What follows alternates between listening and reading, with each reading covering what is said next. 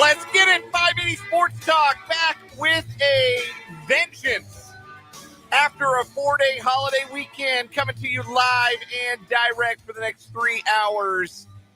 I am Dan Lucero. I'm flying this sucker solo this afternoon. Brendan Dworzinski on his way back from Chicagoland. He will rejoin the program tomorrow, but for today, it's yours truly hanging out with you for the next 3 hours. Kyle Manthe is across the glass. For now, we'll have a rotating cast of characters behind the glass, actually, today, including me. I will actually be pulling some double duty a little bit later on in the program, but we do what we must on a day where some vacations are ending and others are still in progress. But maybe you're still on vacation. Maybe you're back to the grind, whatever you're up to on this Tuesday morning. We're glad you're spending the time with us here on 580 Sports Talk because we have plenty to talk about after the 4-day weekend that was, at least for us. We've got to recap NFL Week 16, including a Chiefs victory over the Seahawks, the command performance that I think in some ways we have been waiting to see from the Chiefs, where they controlled a game and never felt threatened against an inferior opponent from the start to the finish. Chiefs win on Saturday. You all out there who are members of the Chiefs Kingdom enjoyed that one a little bit more than I did. I'll say that. But we're going to recap it here and also recap the rest of the action in a wild NFL Week 16.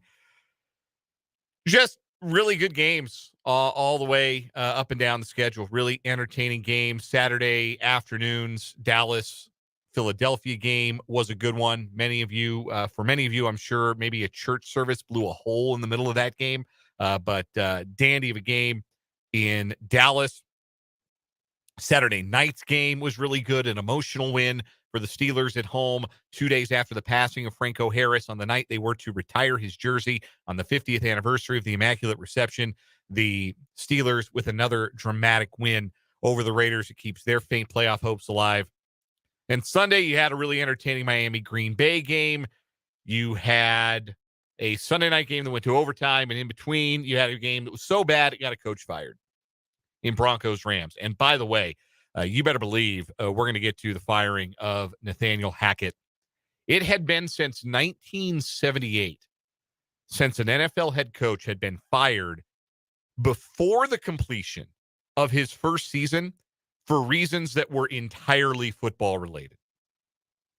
Entirely football related. Because, yeah, Urban Meyer got fired last year, but those weren't all football related. Like, he was kicking players, allegedly. And not allegedly, absolutely showing up at his own restaurant instead of flying home with the team. So you go and party and get handsy with some co-eds in Columbus and remember what his life was like before he made the terrible decision to try and be an NFL head coach. Nathaniel Hackett, first one since Pete McCulley in 1978 to get the axe before the completion of his first full NFL season as a head coach. And please believe I have some thoughts on how that all went down. Also, a quick peek at the AFC wildcard hunt, which is just about done and dusted. There are now 5 of the 7 teams that have clinched a playoff spot in the AFC after the Ravens and Chargers locked up berths with wins over the weekend. So who's looking the most dangerous of the teams that are most likely to end up wild cards? We'll talk about that coming up a little bit later on in the show. Also today, we'll have our good, bad, and ugly from the holiday weekend. We might just jump right over the bad. There is an ongoing ugly, ongoing in airports across the country, and it affected your boy. So we're going to talk about that just a little bit. But there's a lot more good than bad and ugly from the 4-day holiday weekend. I certainly hope that was the case for you as well. We're going to introduce the field for our What Is Wrong With You Tournament of Champions. That's going to get started tomorrow. We're going to wait till Brendan is back, and then we're going to start the What Is Wrong With You Tournament of Champions. We'll have guest appearances from Jake and Fulton, and we will, on Friday, crown a What Is Wrong With You champion of 2022. But maybe you haven't been keeping as close to track as we are of who the monthly winners were. We're going to refresh your memory a little bit coming up in the 4 o'clock hour and introduce the field for the What Is Wrong With You Tournament of Champions. Two great guests today as well. Matt Verderam from Fansided going to join us at the bottom of this hour. We'll get Matt's thoughts on Week 16 in the NFL, where the Broncos go from where they're at, his reactions to the Chiefs' win over the Seahawks, and much, much more with Matt at 3:35. Matt, of course, usually joins us on Monday, gracious enough to make some time for us today. And the day before the Liberty Bowl, Michael Swain of Fog.net, 24/7 Sports, is going to check in on the program for Jayhawk Weekly, sponsored by 23rd Street Brewery of Lawrence. We, of course, do that every Tuesday. We'll get a Liberty Bowl preview from Michael, as well as some spare KU hoops thoughts. The Jayhawks did play one game since the last time we talked to Michael Swain, and it was a hold on to your butts home victory over a Harvard team that they kept insisting on the broadcast wasn't the best team in the Ivy League. Yale must be pretty freaking good if they're better than that Harvard team, because that Harvard team looked like they could give some teams fits, and they certainly gave KU fits in that dreaded last home game before break game for KU. So we'll cover all things Jayhawks with Michael Swain at the bottom of the 4 o'clock hour. You are, as always, and by you, I mean you, the listener, invited and encouraged to be part of our program today. The Big O Tires text line is open for business. 785-272-9429, 785-272-9429 is the Big O Tires text line. You can also interact via the YouTube comments if you are watching us on YouTube today. If you are, I am waving at you right now. Hello.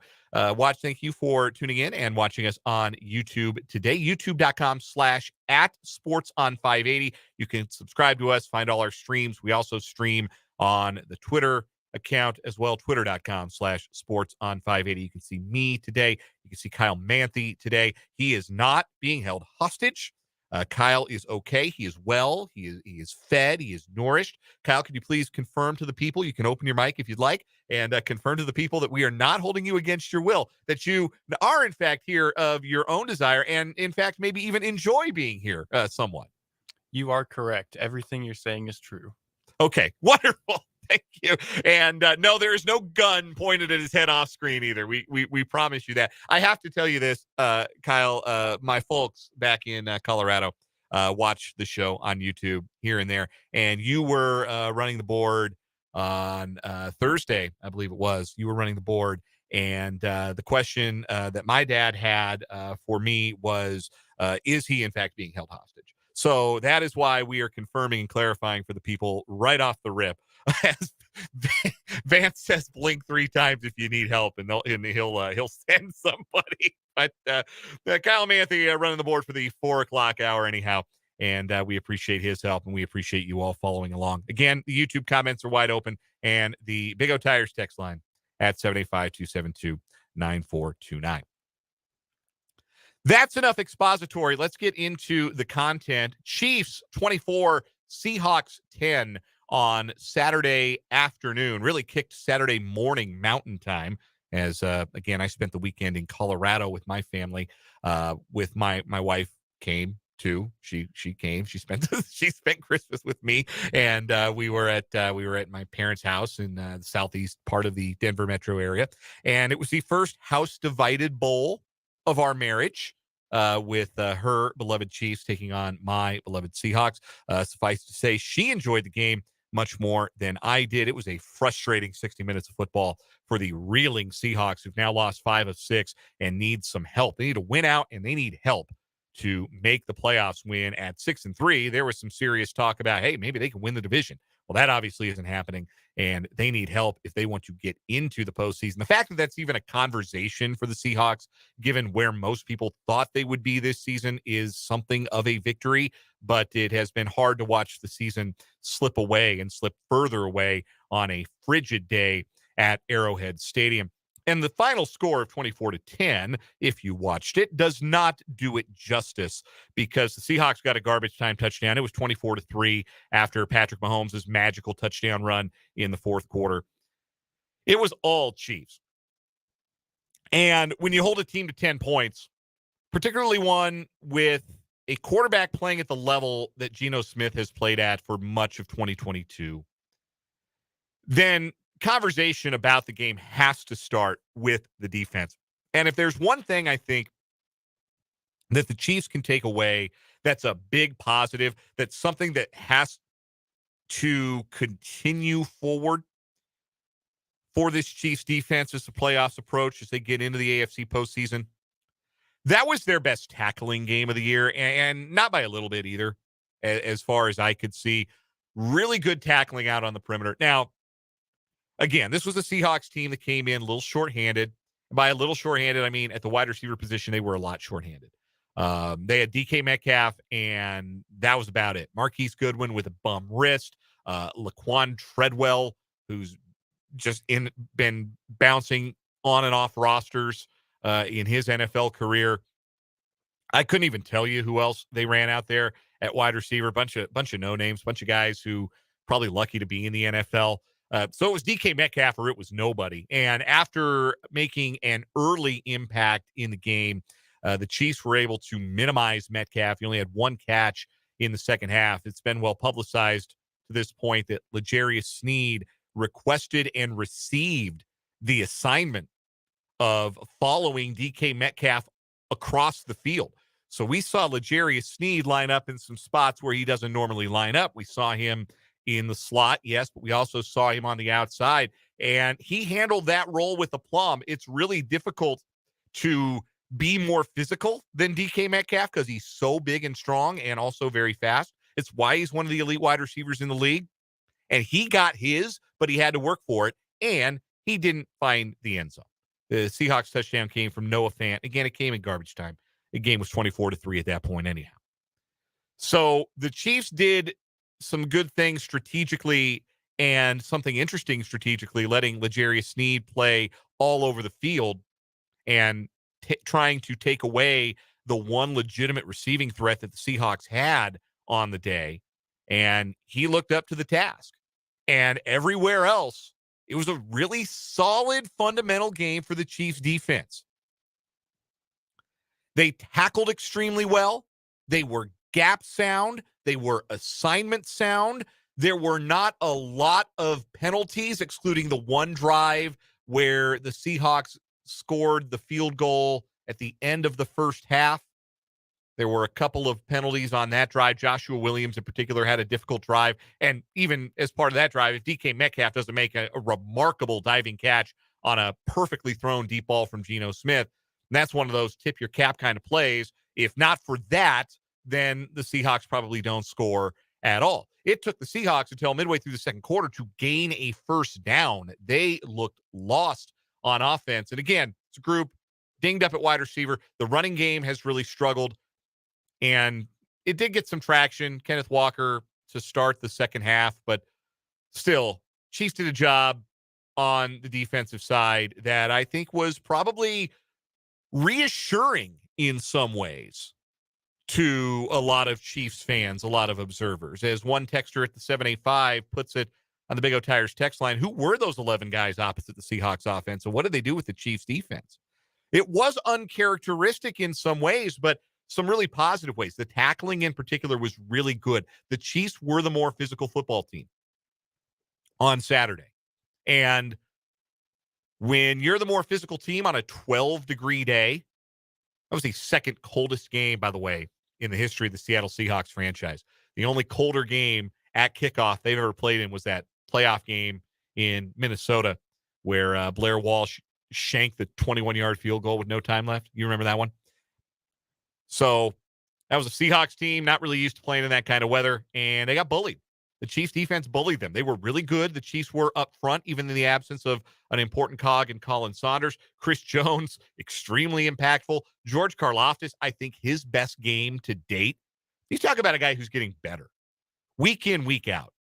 I really like what I'm seeing from George Karlaftis. He is becoming more impactful, learning how to win at the point of attack, learning how to beat NFL left and right tackles with the pass rush.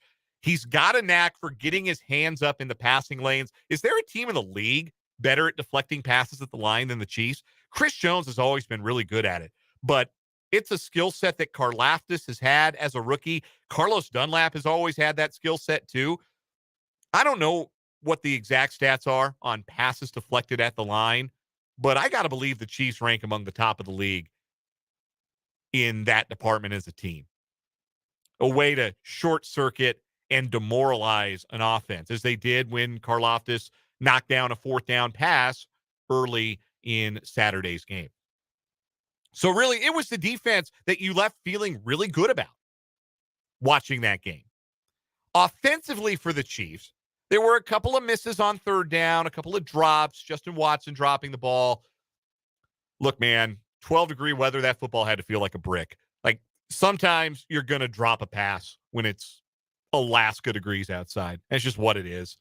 That's the only thing that kept that game competitive as long as it was, because the Chiefs had opportunities to extend some drives, and they ended up going 3 and out because there were a couple of drops, and Mahomes was just a little off target on, I think it was the first drive, the 3rd and 2 swing pass, just a little low for Juju Smith-Schuster. There was the one to the sideline that Marquez Valdes-Scantling caught but couldn't get his feet down on, and that ended a drive. But those are uncharacteristic errors, and I think you can look at the weather and say that was maybe a part of it. I felt all the way around, we have been looking the last 2 weeks, the 2 weeks prior to the Seahawks game, and been frustrated by what it felt like was the inability for the Chiefs to throttle down a little bit, not have to play the whole game in fifth gear, but they throttled down on offense against a team when they were in control of the game and remained in control of the game. The defense allowed the Chiefs to remain in control of the game. And the lack of turnovers allowed the Chiefs to remain in control of that game as they jumped out to that 17-point lead in the first half. Chiefs ended up +1 in the turnover margin. That turnover probably took Seattle points off the board, as it was, after all, an interception in the end zone by Juan Thornhill. So good complimentary football. Hey, even a decent day, not a perfect day. They did allow one long kickoff return early in the game, but a decent day for special teams. Harrison Butker looked good kicking the ball in the cold. Maybe that's what he needs to get back on track. So all in all, it's a thumbs-up performance for the Chiefs. It's the TCB victory, the taking care of business kind of win that you were hoping the Chiefs might have put forth in the first Denver game or against Houston, and then they didn't quite do it. Well, why didn't they do it? They weren't sharp enough on defense, and they turned the ball over. When they were sharp on defense and didn't turn the ball over against a better team than Denver and Houston, they looked dominant as they dominated that football game on Saturday. 2 games left for the Chiefs. They're both really winnable. The Broncos, you may have heard, fired their coach. So they're coming in with an interim head coach to Arrowhead Stadium on Sunday. Good luck, fellas. And then the Raiders will be oozing Cancun on 3 energy in Week 18. It feels like the Chiefs should win out, which would put the Chiefs a Bengals win over the Bills away from the number 1 seed. And boy, do you want the number 1 seed in the AFC playoffs, because you'd like to only have to beat Burrow or Allen instead of most likely having to go through both of them. So if anybody asks you what's the biggest game left on the Chiefs schedule, it's Bills-Bengals on Monday night. That is the biggest game remaining on the Chiefs schedule. That will be the difference in all likelihood, because I do not see the Chiefs losing either of their final 2 games. That's going to be the difference between the Chiefs playing on Wild Card Weekend and not. The Chiefs hosting the Bengals in the divisional round, or maybe hosting the winner between Jags-Ravens. Yeah, that feels a lot more palatable, right? You'd rather play them in divisional weekend than Joe Burrow 3-0 against Patrick Mahomes. So, yeah, the biggest game left on the Chiefs schedule, definitely Bills-Bengals coming up this Monday night. Love to get your thoughts on the Chiefs' victory. You can text them in again to the Big O Tires text line, 785-272-9429, or comment in the YouTube stream comments section. We're just getting rolling on this edition of 580 Sports Talk. Matt Verderam's going to join us in about 10 minutes or so, but when we come back, a good, bad, and ugly from the holiday weekend that was here on 580 Sports Talk.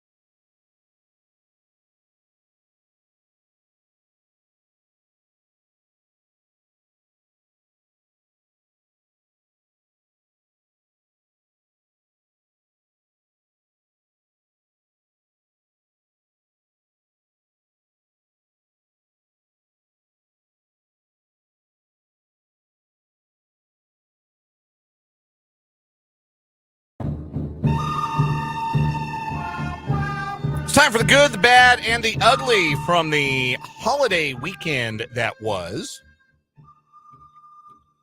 4-day holiday weekend for us here, the Sports on 580 crew, and I guess a 5-day weekend, 6-day weekend for Brendan. He was out Thursday, and he was on the show, but he was not physically present. But good, bad, ugly from the holiday weekend. My good was the whole weekend. I'm a big fan of Christmas. I like Christmas very much. I really get into it. I like to decorate, and I like to eat Christmas cookies, and I like to give gifts.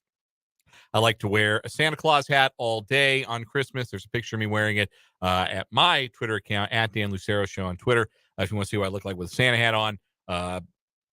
Very jolly, generally, for the Christmas season. And my first Christmas as a married man, got to go with my wife, Abby, to visit with my family for Christmas. We were back in the Denver area. My folks hosted us on Christmas. My brother and his wife hosted us on Christmas Eve.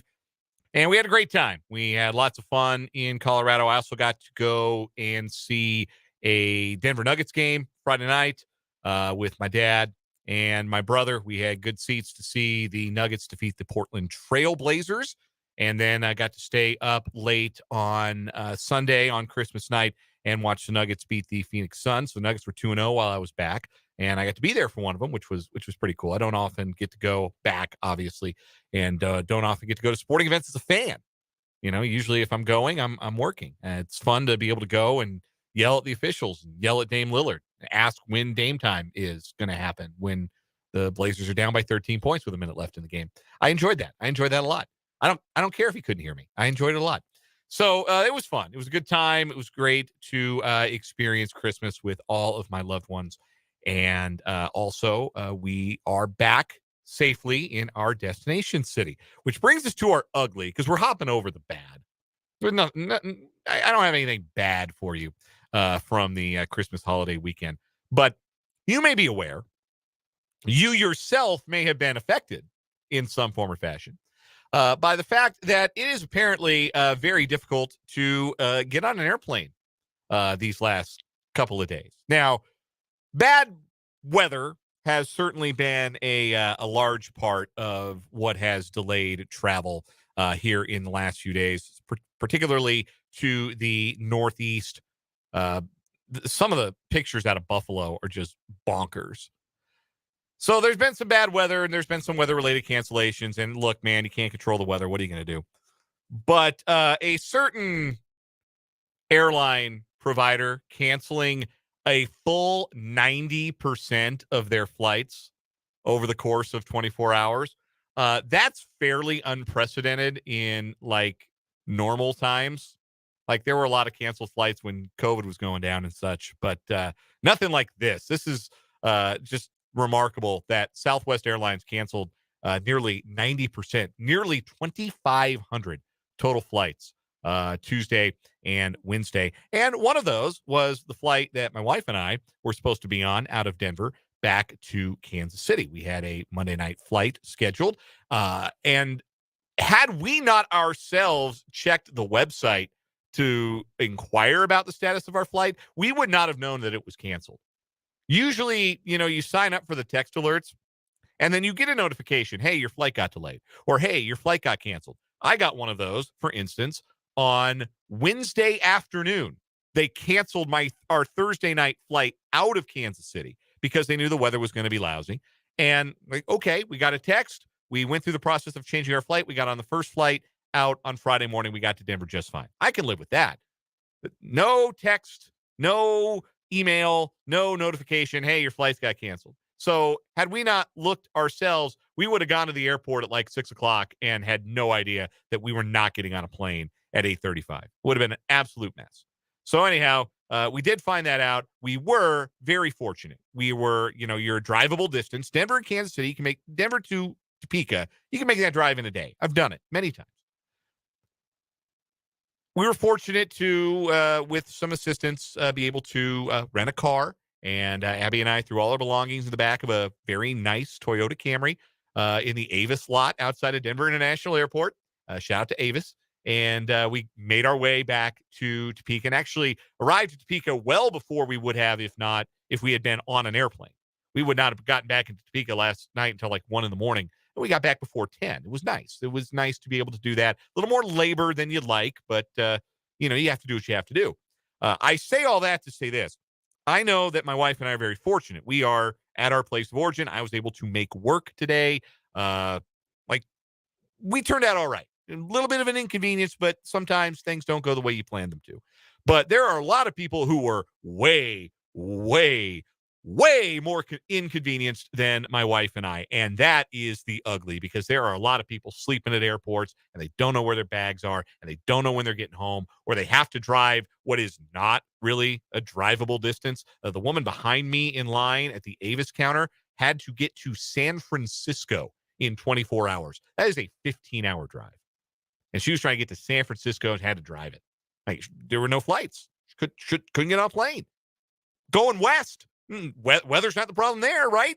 So there are a lot of people out there who've been inconvenienced. And if you or a loved one is one of them, I can only express my legitimate sympathies, because there is nothing more frustrating than having to navigate an airport when you've got a canceled flight or you've got to change your travel plans. It is frustrating and it is tense, and you're snapping at people you don't want to snap at, and you're taking it out on people who have nothing to do with the decisions that are being made. And it's just not a fun time, and you hate it, especially around the holidays. So if anybody is dealing with that or had to deal with that, you have my sincerest sympathies for having had to deal with that over the weekend. That is the ugly from the 4-day holiday weekend. No bad, just a little ugly, and a whole lot of good. And I hope sincerely, you folks out there who are listening, that folks are enjoying folks enjoyed, past tense, their Christmas holidays. That if you are listening, that you had a very successful and very enjoyable holiday or holiday weekend with the people that you love.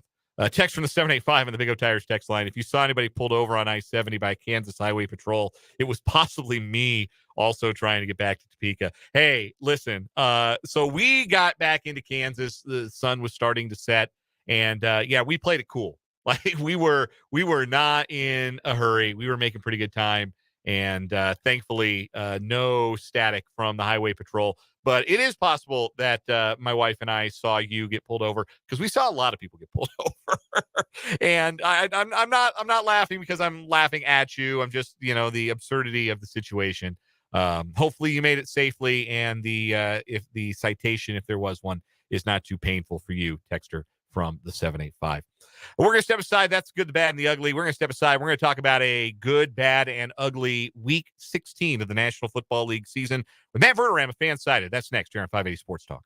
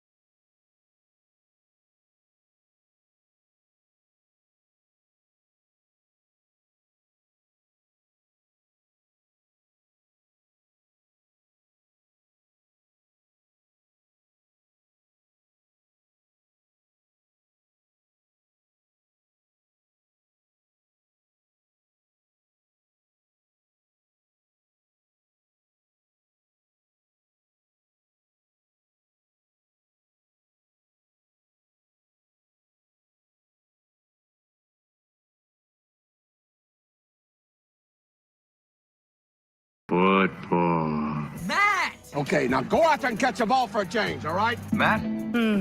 You just don't understand football, Marge. Matt. Pain heals. Chicks dig scars. Glory lasts forever. How could he not be romantic about football, man? Matt Verderam from Fansided, gracious enough to join us on a Tuesday this week. Typically joins us on Monday during the NFL season to talk about the week that was on the gridiron. Matt's work is found at Fansided, including the indispensable Stacking the Box column on Mondays and the Stacking the Box podcast as well. You can also find Matt on Twitter at Matt Verderam. Matt, thanks for joining us today. How was your Christmas? It was great. How was yours? It was outstanding. I'm glad you asked. I enjoyed all of the football, well, most of it, very much, and there is so much to get to. I did not enjoy Chiefs Seahawks perhaps as much as our listeners or you did, but coming out of that 24-10 win for the Chiefs, was that as much of a positive defensive performance as it felt like coming out of that game? Is that a step forward for the Chiefs defense in terms of maybe their physicality, maybe their pass rush? Can that be a feel-good building block performance in that win? Yeah, it has to be. I mean, that's the best defensive football they've played maybe since week one when they really shut down Arizona until garbage time. And that Seattle team, even without Lockett, Metcalf's a terrific player. Geno Smith is a deserved Pro Bowl quarterback this season. And they were a desperate team. You know, Seattle's not played well. Now losers of 5 of 6. We're going into that 4 of 5. And the Chiefs were able to really give them nothing most of the day. Seattle had a couple drives that were stopped on 4th downs. But by and large, I mean, the Seahawks really did nothing for I'd say the majority of the first 3.5 quarters. So I think for the Chiefs, you feel very good defensively about it. You had a good 4-man rush. You covered well. You gave up a little on the ground, but nothing that was alarming. Yeah, I think if you're the Chiefs defense, you have to feel good. Now you get a Denver team coming in that is just an absolute wreck from the coaching staff on down. And that's the game where defensively you want to really make your stamp and maybe give up single digits. George Karlaftis, I thought, really stood out on Saturday for the Chiefs defense. What has been the key for him as he's improved? Because it feels like he's starting to flash and put a little bit more on tape each and every week. I think with Karlaftis, it's really just been about shedding a quarter second off your rush, a half second off your rush. It sounds like nothing, but in the NFL, it's everything. His numbers this year, pressure-wise, they've been good all year long. He's been good against the run. He's been good getting pressure. He just hadn't gotten sacked. So I know, I think I've written it a few times. I certainly talked about it on my podcast with Karlaftis. He's a guy that he reminds me a lot of Justin Houston, just in terms of their rookie season. Not so much in their style of play, but their rookie season. Because Houston was like that as a rookie for the Chiefs back in 2011, where he got a lot of pressure the first 3 quarters of the season and didn't have one sack. And then the last quarter of the season, he had a sack in every single one of the games. And now you're starting to see the same thing with Karlaftis, where Karlaftis early in the year had half a sack, and everybody's asking, where's the production? Where's the production? Well, now it's here because he's shaving off maybe that one extra step he had, or maybe that one extra hand movement he didn't need at the line. He's becoming a really big force for them. And to be fair, it's not just him. Frank Clark's playing the best football he's played for the Chiefs since they won the Super Bowl.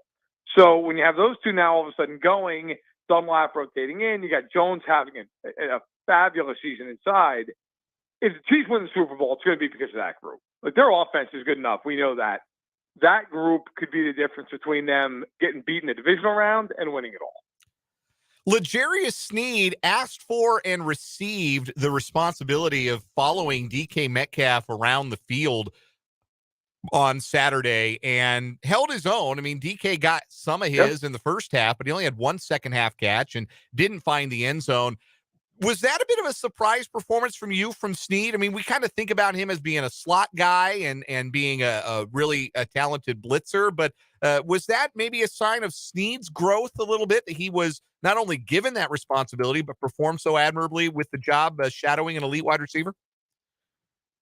Yeah, somewhat, but I think to me, L'Jarius Sneed has been their best corner for a couple of years now. I think, you're right in the sense I think sometimes he gets pigeonholed, especially nationally, as always this really good slot guy, and he is, but he's more than that. But they play him in the slot because of the other guys they have. It just makes the most sense, and it makes him a very effective blitzer. but he can play outside and do what he did that against Mike Williams earlier this year, where he played very well once they made that switch. Well, Jarius Sneed is a guy who I think goes a little under the radar nationally because he's not a big talker. He typically doesn't have 6 picks in a year, but he's a really, really good player. I thought of all the Pro Bowl snubs in the league, I thought he was a top 10 snub. I mean, everybody talks about Nick Bolton. I think L'Jarius Sneed is a better case, quite honestly. He's been awesome this season. So, look, I think it was an interesting thing, and it makes you wonder now. Look, they're not going to – Denver and the Raiders, I don't think he's going to travel. I mean, you can make the argument with Adam, but if they get in the playoffs and they play Buffalo, is he going to travel with Stephon Diggs in that game? I think he should. I think they absolutely should do it because Buffalo is the type of team you can shut Diggs down. Where else are they going? I mean, Davis is not a great year. Knox is not a great year. It makes you wonder if that's going to be a strategy moving forward with them. Matt Verderam is our guest. We're talking NFL with the national football writer for FanSided. You can follow Matt on Twitter at Matt Verderam. He joins us weekly, usually Mondays, but gracious enough to join us on this Tuesday here on 580 Sports Talk.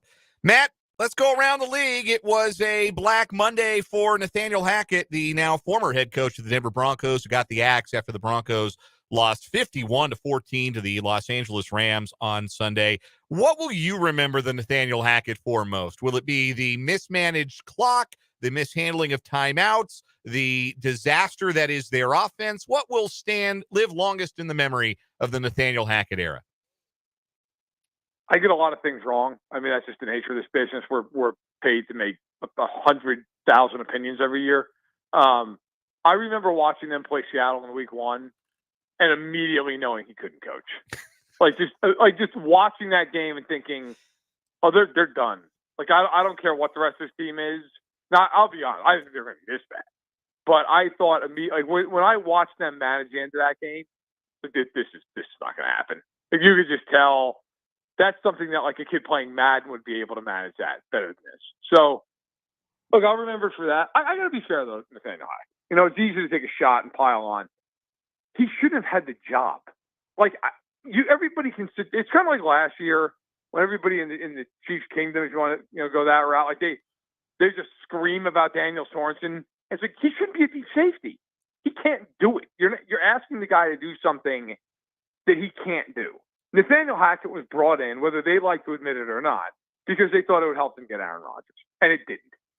And Nathaniel Hackett was completely ill-equipped to be the head coach of any team, let alone a Denver team that had a staff of guys who had never been in any of the positions that any of them had ever been. Like they had coordinators who had never been coordinators anywhere else. I think for the Broncos, I think in Denver it's going to be treated like this is the start of a resurgence. This was the easy part. Firing Hackett's easy. Anybody could have fired Nathaniel Hackett. They've got to fix Russell Wilson. They've got to get out from under a situation that is arguably the worst I've ever seen long term if he doesn't all of a sudden revert to a top 10 quarterback. So whoever comes in there next, good luck. I mean, if whoever that person is, if I'm that person, I'm saying you got to give me a 5-year fully guaranteed contract, because if I can't fix him, I'm sitting here for 3 years twiddling my thumbs trying to build the rest of the roster. It is going to be a long haul in Denver. Dolphins quarterback Tua Tagovailoa is back in the concussion protocol, appeared to suffer one in Sunday's loss to the Green Bay Packers. There was a real inflection point in the game before and after the hit that he took that appeared to concuss him. He threw 3 interceptions in the second half. They all came after that hit. It's the third time Tagovailoa has been in concussion protocol. Should he play again for the Dolphins this year? Look, I'm not a doctor and I'm not in that building, but I think it's very much a significant question at this point whether he should. And frankly, I don't think he should. If you look at concussion protocols just in the United States for even kids who play in high school, like if you get a second concussion as a kid in high school, you have to sit out a mandatory amount of time before you can return, even if you're symptomatic, like asymptomatic. You have to sit because your brain is not deemed ready for any kind of physical activity. Now, I understand that he's not a high school player, and he is getting paid a fortune, and this is a big business, but you're either serious about player safety or you're not. And the way the Dolphins have handled this all year, frankly, I don't want to hear about the Dolphins of player safety. Like I would think almost this is an NFL call. Now maybe they will filter through the Dolphins, so it doesn't look like the Dolphins are being handled. But if you're the NFL, what does this look like if he plays up in New England and slams his head on the turf up in Foxborough and is knocked out? Then what? Then you've got a huge firestorm on your hands. My guess is that he's probably going to play again as long as he clears protocol, because there's nothing that's stopping him. Like they can't. The team can sit him down, obviously. I mean, they choose who plays, but I don't know that there's anything like the union would go nuts if the league says he cannot play. But I think for the betterment of the human being, they really should err on the side of caution in a big way. Couple more questions for Matt Verderame of FanSided, our NFL expert we enjoy speaking with every week here on 580 Sports Talk. Matt, the Chargers are in the playoffs. They beat the Colts 20-3 last night. Justin Herbert is a playoff quarterback for the first time in his career. The Chargers are getting healthier. Are they a dangerous first-round opponent? Yeah, I think of all the teams in the AFC that are wild cards, you have to be, right? I mean, hell, you could even expand that. Other than the Bills, the Bengals, and the Chiefs, I think everybody agrees the three best teams. They're clearly the most dangerous team. I mean, Jacksonville, I think you respect, but they're not more talented than the Chargers. The Ravens have been kind of a wreck. Now, part of that's due to a lot of injuries, but the Ravens have never been good in the playoffs with Lamar Jackson and this style of play. The Dolphins are a disaster right now, and as we just talked about, we don't know who the hell quarterback's going to be. And then, if the Jets or the Patriots sneak in, I don't think anybody's really shaking in their boots over those two teams. So I think the Chargers are definitely the team that you would look at and say, hey, if they go to Cincinnati, they go to Kansas City, they go to Buffalo, they're not going to be favored, but you wouldn't be shocked if they won. I mean, now, I will say this about the Chargers. I tweeted this last night during the game. If you said to me, the Chargers beat somebody 41-6 in a playoff game, I'd believe it. If you said to me they lost to anybody in the playoffs 41-6, I would completely believe it. I don't think there's a more volatile team in the playoffs than the Chargers. But if you catch them on the wrong day, they could beat anybody, anywhere, and that's always a dangerous team come January when it's every game's a Game 7 in the NFL. The biggest game left on the Kansas City Chiefs schedule is taking place Monday night in Cincinnati. Bills, Bengals, with the number 1 seed on the line. If the Bills win, they are in firm control, where if the Bills lose, the Chiefs, provided they beat Denver as 13.5-point favorites on Sunday, would then control their own destiny for the number 1 seed going into Week 18. This is a hugely anticipated regular season game this late in the season. It feels like a potential AFC Championship game preview. What's your early read on how the Bills and Bengals match up at this point on current form? Yeah, it's a fascinating game. And you're right. Like, how often is it that the biggest game left on your schedule, you're not even playing it? But that is what the Chiefs face. I think we all think the Chiefs are going to win on Sunday. So then it gets into, okay, what do you look at? Look, the Bengals are without Lyle Collins, their star right tackle. He's unfortunately out for the year with torn knee ligaments. The Bills are without Von Miller, which I think completely changes their defense. That is a crippling loss to them. And to me, this is going to be the game. If the Bills can get pressure on Burrow without having to blitz, they got a very good shot to win. I won't say they'll definitely win because Burrow's already shown us he's had games where he's been sacked 7, 8, 9 times and he's found a way to win. But I think that would put the Bills in a considerably advantageous position. If the Bills cannot get a ton of consistent pressure with a 4-man rush, I don't think the Bills can cover them. And I know, Tre'Davious White's back and he's played reasonably well since he's come back, but Dane Jackson has struggled. That is a team with a lot of size at receiver. The Bills are not a really big group of corners. Obviously, Poyer back there at safety is excellent. Hyde's out for the year, has been pretty much all season. And on the other side of it, I think with the Bengals, how do you play situationally on defense? The Bills move the ball on everybody. They're like the Chiefs. I mean, they're going to get up and down the field some. Can the Bengals do enough, and they've been excellent this year in the red zone defensively. Lou Anarumo, their defensive coordinator, is awesome. He's very good at throwing wrinkles. I think the Bengals are the better team right now. I think they're the most consistent team in the conference. I think they're going to win that game. But it's probably, like it usually is in these types of games, it's going to come down to a half dozen plays either you make or you don't. We got about 30 seconds left, Matt. Want to get one thought from you on J.J. Watt, who announced that this season will be his last. Where does J.J. Watt rank for you among the best defensive players of his era and among pass rushers all time? I think of his era, he's number one. I mean, you're talking, look, I'm 34 years old. In my lifetime, he's right up there with the Aaron Donalds of the world. You know, I saw the end of Reggie White and Bruce Smith's career. I mean, those types of players. I mean, you're talking that level of player. Obviously, if not for injuries, he might even be the greatest hands down in the last 30, 40 years. He's a top 10 defensive player ever. You know, 3 Defensive Player of the Year awards. He will be a first ballot Hall of Famer. He will probably be unanimous, should be. An unbelievable career. Shame he never got a Super Bowl or even really got that close, frankly. But an unbelievable player and a great legacy both as a player and a person.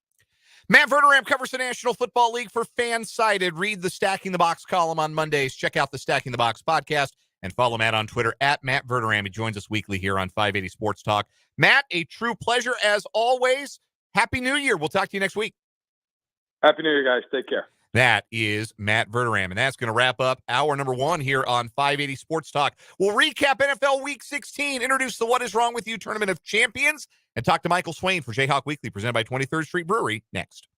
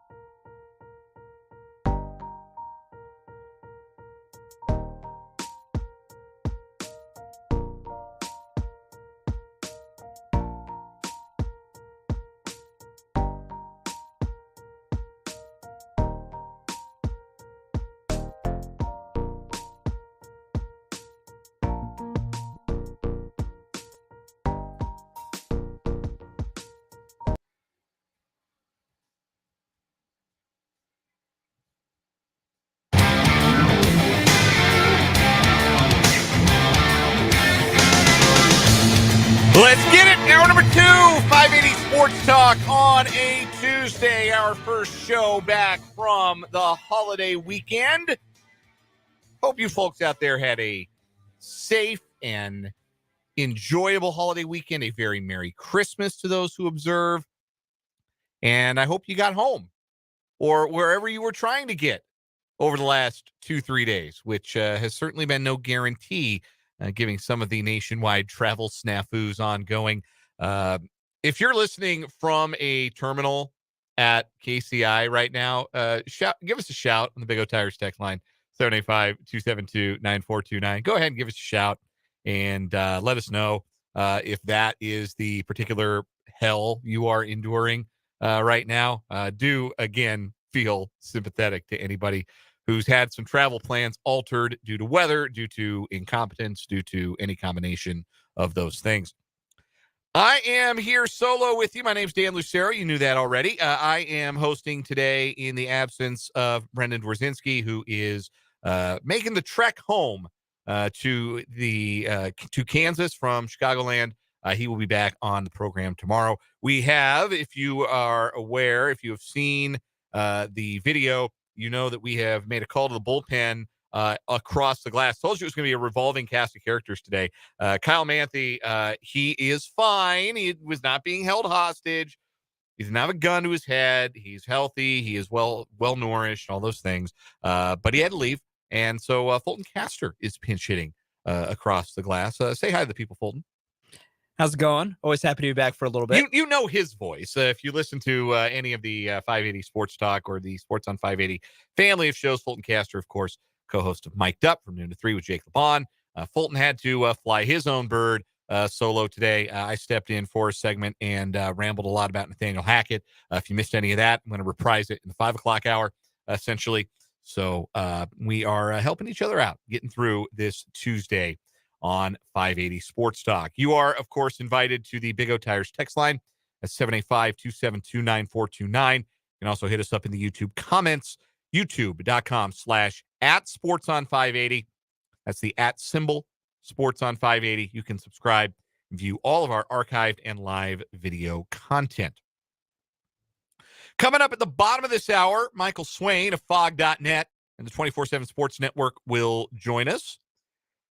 We will preview the Liberty Bowl, get Michael's thoughts on how KU and Arkansas match up. That one's going to kick off, by the way, while we're on the air tomorrow, which gives us the opportunity for some great live reactions. If you ever wanted to see Brendan react live to a Kansas football game, then we got a treat for you on the stream tomorrow. We're not going to be able to show the game itself on a stream. I'm pretty sure we do not have the express written consent of the Liberty Bowl to do such a thing. But you will get to see Brendan react, grimace, or grin his way through whatever it is that Kansas does against Arkansas in the AutoZone Liberty Bowl tomorrow afternoon as the Jayhawks take on the Razorbacks. We'll get Michael Swain's thoughts on that game, thoughts on National Signing Day, and some commitments that have been made since to the Kansas football program, and any stray thoughts we might have on KU basketball as well as they prepare to enter Big 12 play this week. He's going to join us at the bottom of the hour.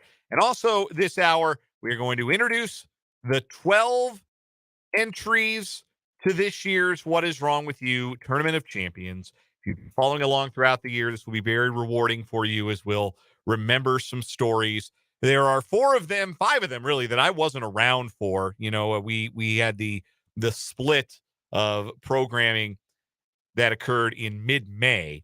So I wasn't around for January, February, March, or April. I was around for the end of May.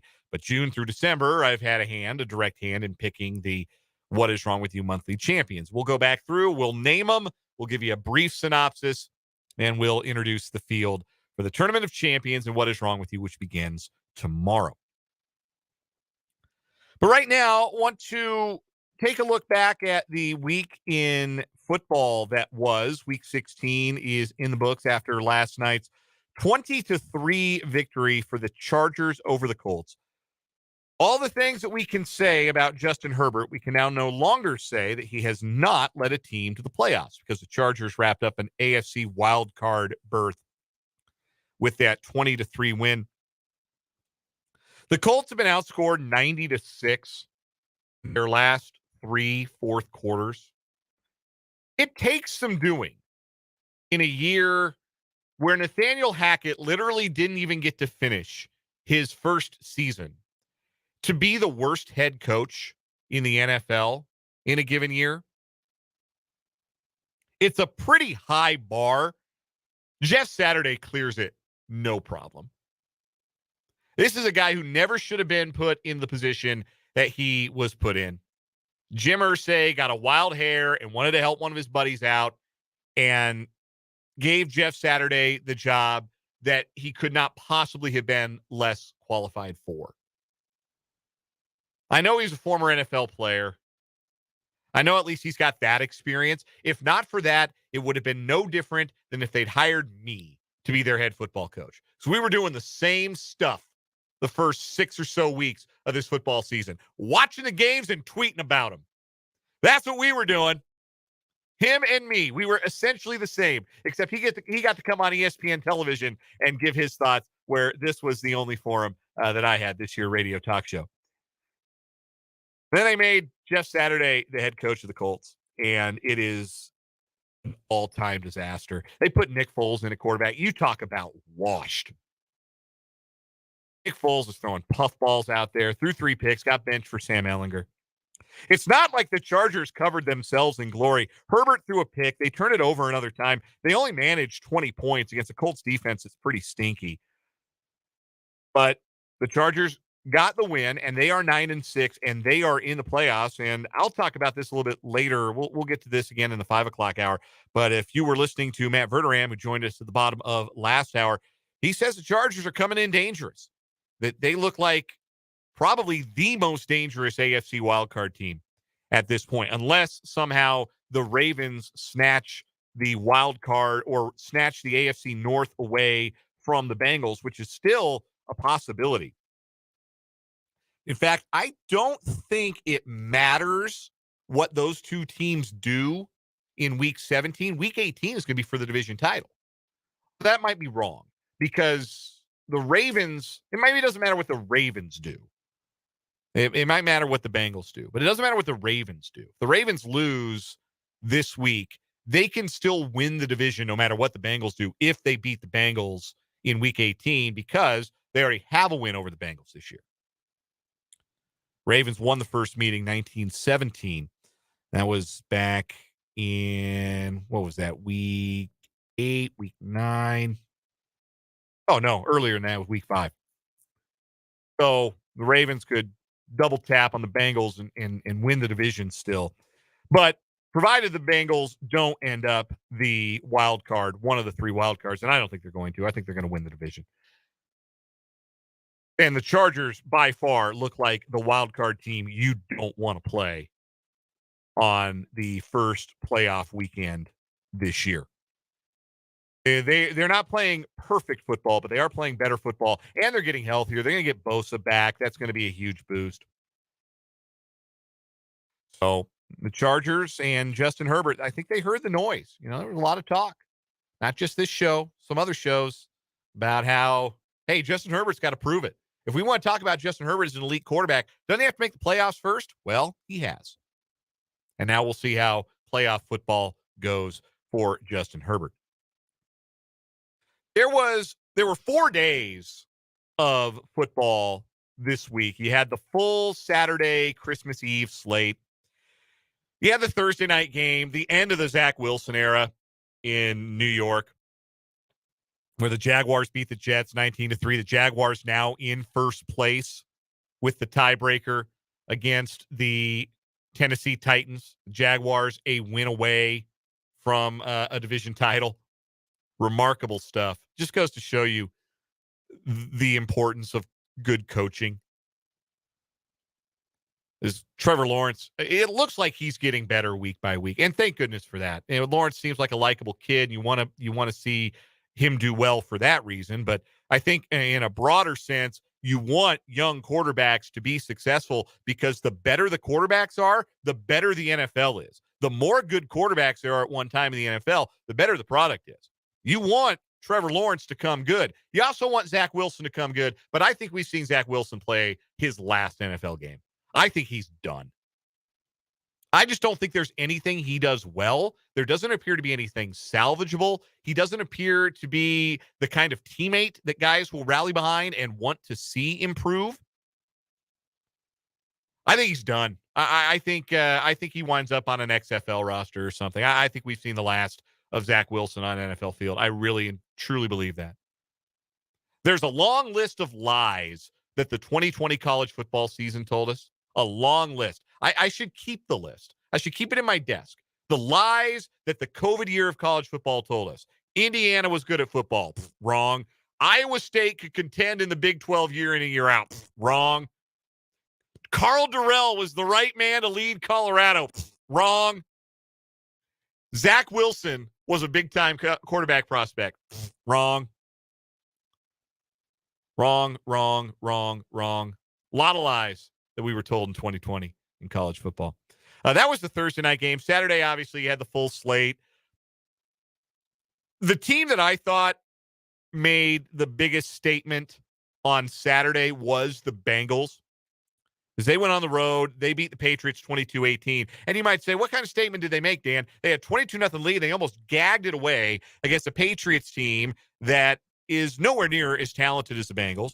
Their quarterback is nowhere near as good as Cincinnati's quarterback. And the Patriots were driving to win that game when they turned the ball over. What statement did the Bengals make? The statement has to do with that turnover. This is why the Bengals are so scary. This is why Matt Verderame called them last hour the most consistent of the AFC contenders, probably on a week-to-week, maybe even on a drive-to-drive, quarter-to-quarter, snap-to-snap basis. The Bengals can claim this, that the Chiefs can't really claim, that the Bills can't really claim. The Bengals defense just seems to come up with winning plays. They just have a knack for creating winning plays, getting the sack when you have to get the sack, forcing the turnover when there is no other option. You have to force the turnover. We saw them do that in the Chiefs game. They're down 4 and they don't have the ball, and Travis Kelce's rumbling into enemy territory. Jermaine Pratt rips the ball out. When Ramondre Stevenson is down near the goal line and giving the Patriots a chance to punch it in, well, they create the turnover. Cincinnati has Von Bell strip the ball, and they recover the fumble. They get the turnover, they win the game. They just seem to have a knack for that. I don't think Cincinnati, if you put their roster, and this is not to say they're a bunch of bums or they don't have any talent or whatever, but if you put their roster next to Buffalo's roster and Kansas City's roster, I think they might be third. When you just look at 1 through 53, the level of talent on each roster, I would rank the Bengals probably behind the Bills and the Chiefs. I would, just in terms of talent. It's not to say the Bengals, again, don't have talent. I think they're less talented on balance, man for man, than the Chiefs and the Bills. But what the Bengals do have is a knack for making winning plays, particularly on defense. Their defense just makes winning plays. It's not household names. It's not future Hall of Famers. It's not a bunch of Pro Bowlers. It's just guys who make winning plays. They impressed me a lot. And that to me made a big statement, because I think that is kind of their separator right now. When you look at what the Chiefs and the Bills and the Bengals bring to the table in the AFC race, and the argument you can make, the argument you make for the Chiefs is 15, right? They have the best player. They have Patrick Mahomes. You're never out of a game. You can't put him away. He's frustrating to defend for 60 minutes. Mahomes is the argument for the Chiefs. That, and they've done it before. The Bills haven't. The Bills, the argument is they're really explosive on offense. They've got 2 great wide receivers to go along with Josh Allen, and they've got a ton of talent that comes at you in waves on defense. But the Bengals argument, and they have done it before, they were in the Super Bowl last year, but I think the biggest Bengals argument is they just find ways. They found a way against the Chiefs last year in the AFC Championship game. They found a way against the Chiefs earlier this season. They just find ways to come up with wins. Bills-Bengals is going to be a banger on Monday night. That's as much as I've looked forward to a regular season football game in a very long time. Elsewhere in the NFL, on Sunday, Green Bay rallied back, outscored Miami 13-0 in the second half, and beat the Dolphins 26-20. Tua Tagovailoa threw 3 interceptions in the second half, and we now know that it is very likely that Tagovailoa played the entire second half while concussed. If that is indeed the case, I won't say that's 100%, but he's in the concussion protocol. That generally you don't go into the protocol if you haven't had a concussion. So he was concussed in the second half. And if he was concussed, that's his 3rd concussion of the season. And you have to start asking the question, if you're the Dolphins, do we play him again this year? And there's a lot at stake for Miami. They're clinging by their fingernails to the number 7 seed in the AFC. Making the playoffs would be a big deal for that franchise. It kind of been a little moribund. It would get their fans excited. It would be something to be fired up about with their first-year head coach. But 3 concussions in a year is scary. And I got a texter earlier in the Big O Tires text line from the 785. And the Big O Tires text line, by the way, is 785-272-9429. The question is, at what point is 1 concussion too many? And I think the answer to that depends on who you talk to. You talk to a neurologist, then the correct answer is 1. Right? 1 is 1 too many. And if you talk to a football player, they will probably tell you something different. And no concussions, no 2 concussions are alike in terms of the impact that they might be having. But I would really want to let Tua Tagovailoa's brain rest. I think that if you treat the brain like any other part of the body, and if it's been damaged 3 times over the course of 10 weeks of football, give or take, maybe it needs some time to rest. Maybe it needs some time to heal. Maybe it needs some time to not be rattled around like dice in a Yahtzee cup every time you drop back to pass or take a hit. I think they've got to think a little bit more about Tua Tagovailoa's future. Somebody has to. Somebody has to think about that. Maybe Tua's not. Maybe Mike McDaniel doesn't care. Maybe the Dolphins front office doesn't care. Somebody somewhere has to care about this guy's well-being at this point. And it's getting scary to watch him out on the field and getting unpleasant to watch him take those hits. Because now you know the next time he takes any kind of hit, you will know that has come following 3 concussions in a very short time span. And that's long-term, that's terrifying. So I really think it's the right thing for the Dolphins to sit Tagovailoa and say, look, we got to let your brain heal. You're our future. We still believe in you. You are the future of our franchise. You have played like a top-tier quarterback at times this year. We've got 2 elite wide receivers, at least in terms of speed, with Tyreek Hill and Jalen Waddle around you for the future. Let's get you healthy. Let's get your brain right. That's the responsible thing to do for the Dolphins. I have no idea whether they'll do it or not. And if I had to bet, I would bet that they would. Because there's a lot at stake. There's a lot at stake. And if we know anything about football, it's that you make a lot of trade-offs in pursuit of the victory, in pursuit of the playoff berth, in pursuit of the big ring. You make a lot of trade-offs, and one of those trade-offs you make is a healthier brain. But I hope somebody intervenes on Tua's behalf, because I think we're at the point where it just gets scary. It gets really scary. As for the Packers, hey, they're still hanging around in the playoff hunt, but don't be fooled. That Green Bay team, if you watched the first half of that game, it felt like the Dolphins were going to win by 20 points. Hey, it looks like Aaron Jones is dinged up. Green Bay's running game is in and out. Aaron Rodgers will alternate between brilliance and frustration. The Green Bay defense is not particularly great. They had 3 gift interceptions thrown to them by a concussed quarterback. That's the Packers' playoff hope as it currently stands. I'm not buying back in on the Packers. Maybe Brendan will have a different opinion, but he's not here to espouse it right now. We'll get his thoughts maybe on tomorrow's program. Obviously, there were other big doings in the world of the National Football League, but we got to take a break right now. We will talk later on in the show about the Broncos firing Nathaniel Hackett. I do also want to get to some more discussion about the AFC wildcard push. But that's all coming up a little bit later on. We still got Michael Swain coming up in about 10 minutes or so. But when we come back, we introduce the field for the What Is Wrong With You Tournament of Champions 2022 edition. That's coming up next here on 580 Sports Talk.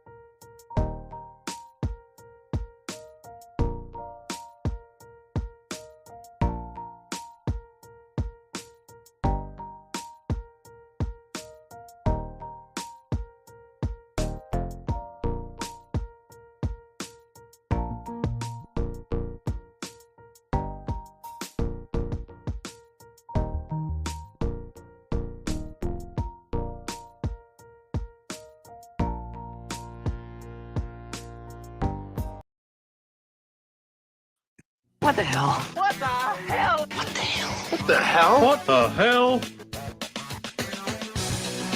Final week of the year on 580 Sports Talk means it is time for the What Is Wrong With You Tournament of Champions. This is a tradition that we started going back to 2017. So this will be the 6th annual What Is Wrong With You Tournament of Champions. We began to turn What Is Wrong With You into a daily competition, which became a weekly and monthly and finally a yearly competition.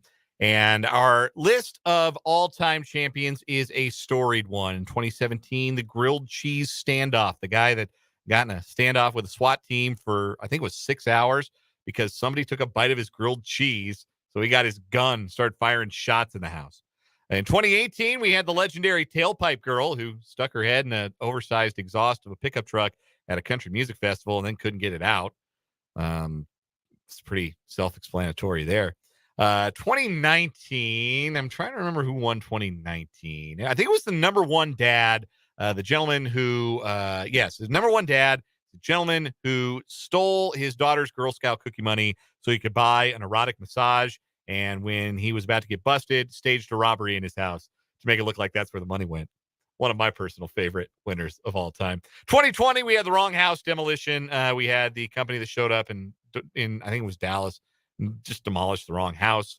And in 2021, our winner was the gentleman who, during a traffic jam with his car stuck on a bridge, jumped off the bridge into a body of water and injured himself. Who will win it in 2022? Well, here are the 12 finalists. I feel like we need like a fanfare for this. Fulton, you got anything in the way of a fanfare across the glass? You give me a minute, I can give you some. I really need. I need something like what's the one that dun dun dun dun dun dun dun dun dun dun. The fanfare for the common man, right? Is that what it's called? Fanfare for the common man? I think that's what I'm looking for. I need the fanfare for the common man. Is that we working on it?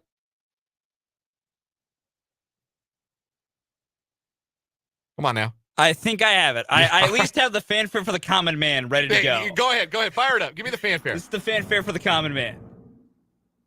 I think this is what I'm looking for. I think this is exactly what I'm looking for. Anyway, here we go. Let this play in the background. The What Is Wrong With You Tournament of Champions field for 2022. Yes, exactly what I was looking for. We'll go in reverse chronological order in December. We got Chiefsaholic. Oh, boy. Late, strong entry. Chiefsaholic, the diehard Chiefs fan in the wolf suit, who decided that on his way to Houston for the road game against the Texans, he would stop in Bixby, Oklahoma, and rob a bank with a gun. He was arrested. Chiefsaholic, our December champion. November, we had the Skeleton Sex House, the guy who posed skeleton yard ornaments in suggestive poses outside of a middle school. It's the Skeleton Sex House. October, we called it Idiot Flambe, gentleman who was upset at an Indian restaurant for messing up his order, so he tried to light the building on fire from the outside and ended up lighting himself on fire because he was standing in lighter fluid. September, we had the TV thief. Not a great name for this one, but it's a better story. Guy stole like a bunch of TVs out of a Walmart, and then he was selling them out of the back of his car. So he had that going for him, which was nice. Also,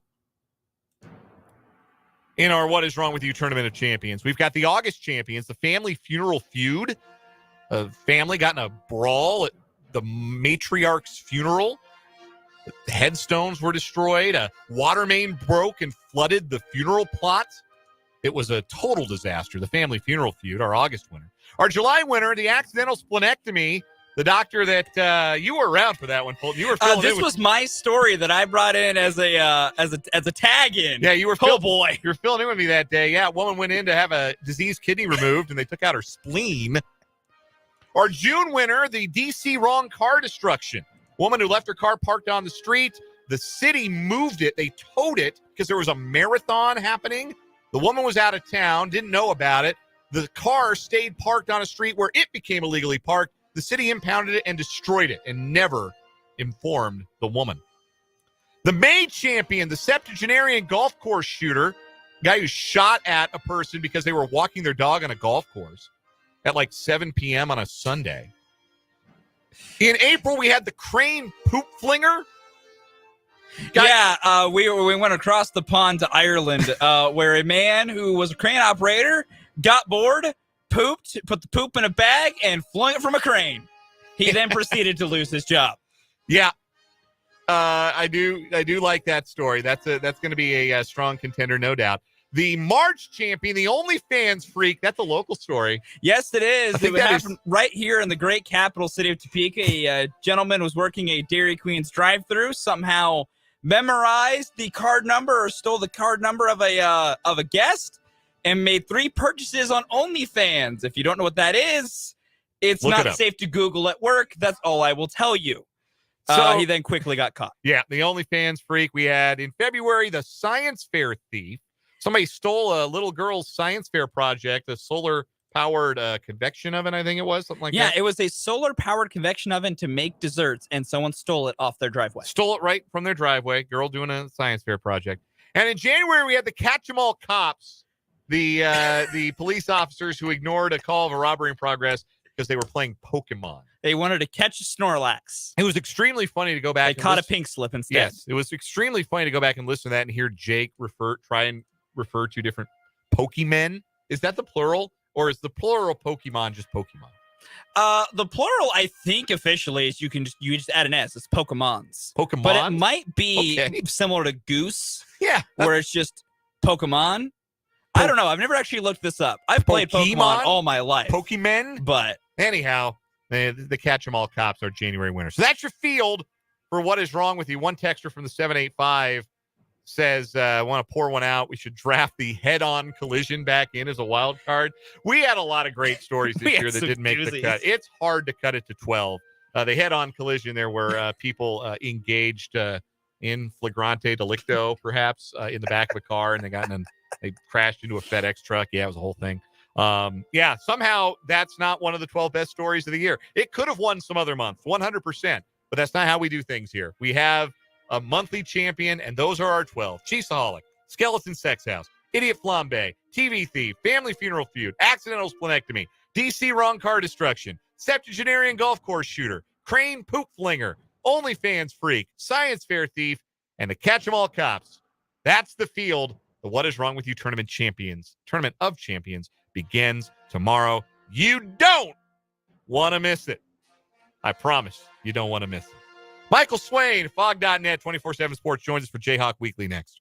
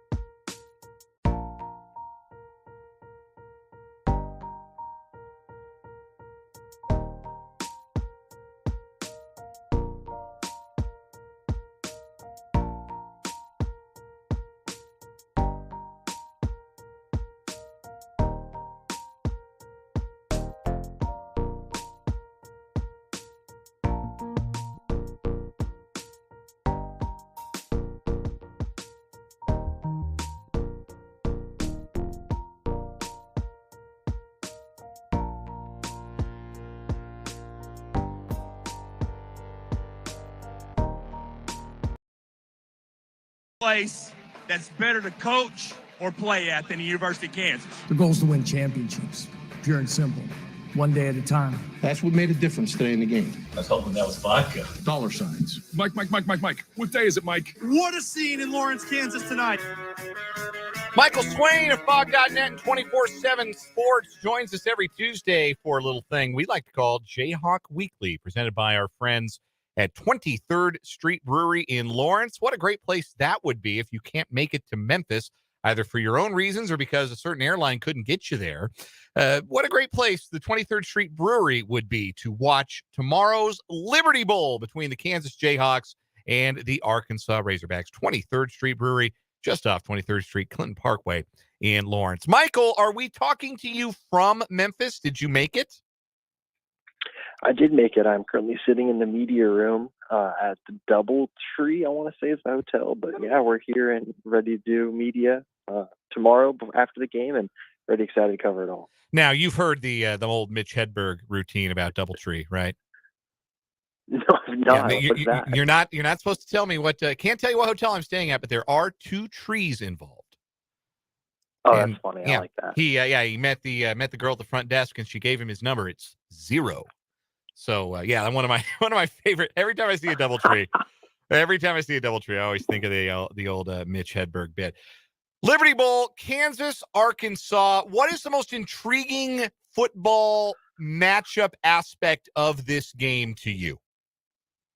I think it's the running games. I think you look at what Arkansas does best, it's run the football. And what does KU really struggle doing? It's stopping teams from running the football. I think you look offensively for Kansas when they've been at their best, they run the football really well. And so I think for me, I look at the trenches and how both of these teams are going to try and control the point of attack. Arkansas is going to try and maul Kansas, and Kansas is probably going to try and get Arkansas off balance with some of those option runs. And so I look at this game, and I think it's just determined who is running the ball better on the day. That obviously allows you to control the pace of the game, control time of possession, all those important metrics. But I just think that KU, you look at their path to success, they've got to stop the run because Arkansas doesn't have much in terms of wide receiver depth right now, and it's just a question of how much are they going to be able to run the ball. Offensively, we certainly didn't see the best of Jalen Daniels in his final 2 games. He was coming off of the long injury layoff. What can we expect to see from him, and do you think we'll see more than one quarterback take more than gimmick snaps against this Arkansas team? Do you think we'll see some Jason Bean drives in this game potentially? That's a really good question.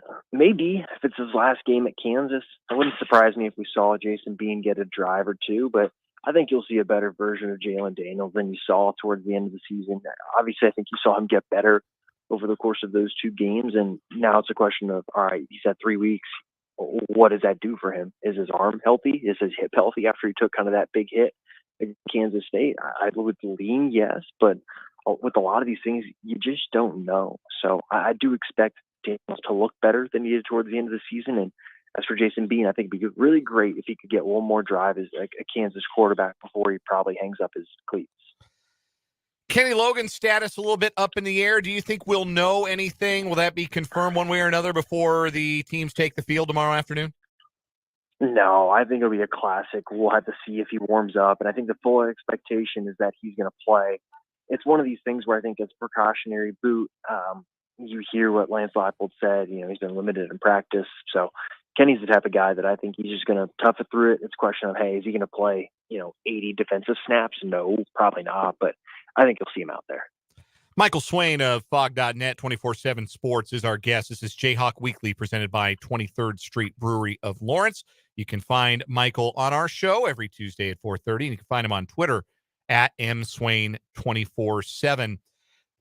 Since the last time we talked to you, we had ourselves National Signing Day. We talked to you the day before signing day last week. Now that signing day is in the books, this high school recruiting class that Kansas has assembled for this class of 2023, what are your reactions to it? Is this a big step in a positive direction? How would you kind of gauge the excitement about this crop of high school recruits for Lance Leipold?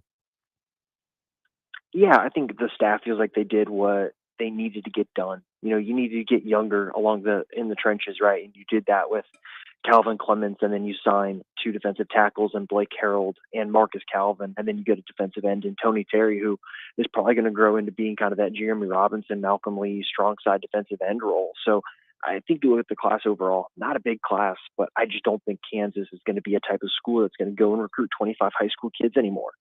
I think they're going to do their 15 to 20 high school kids and go do 10 portal or 15 portal.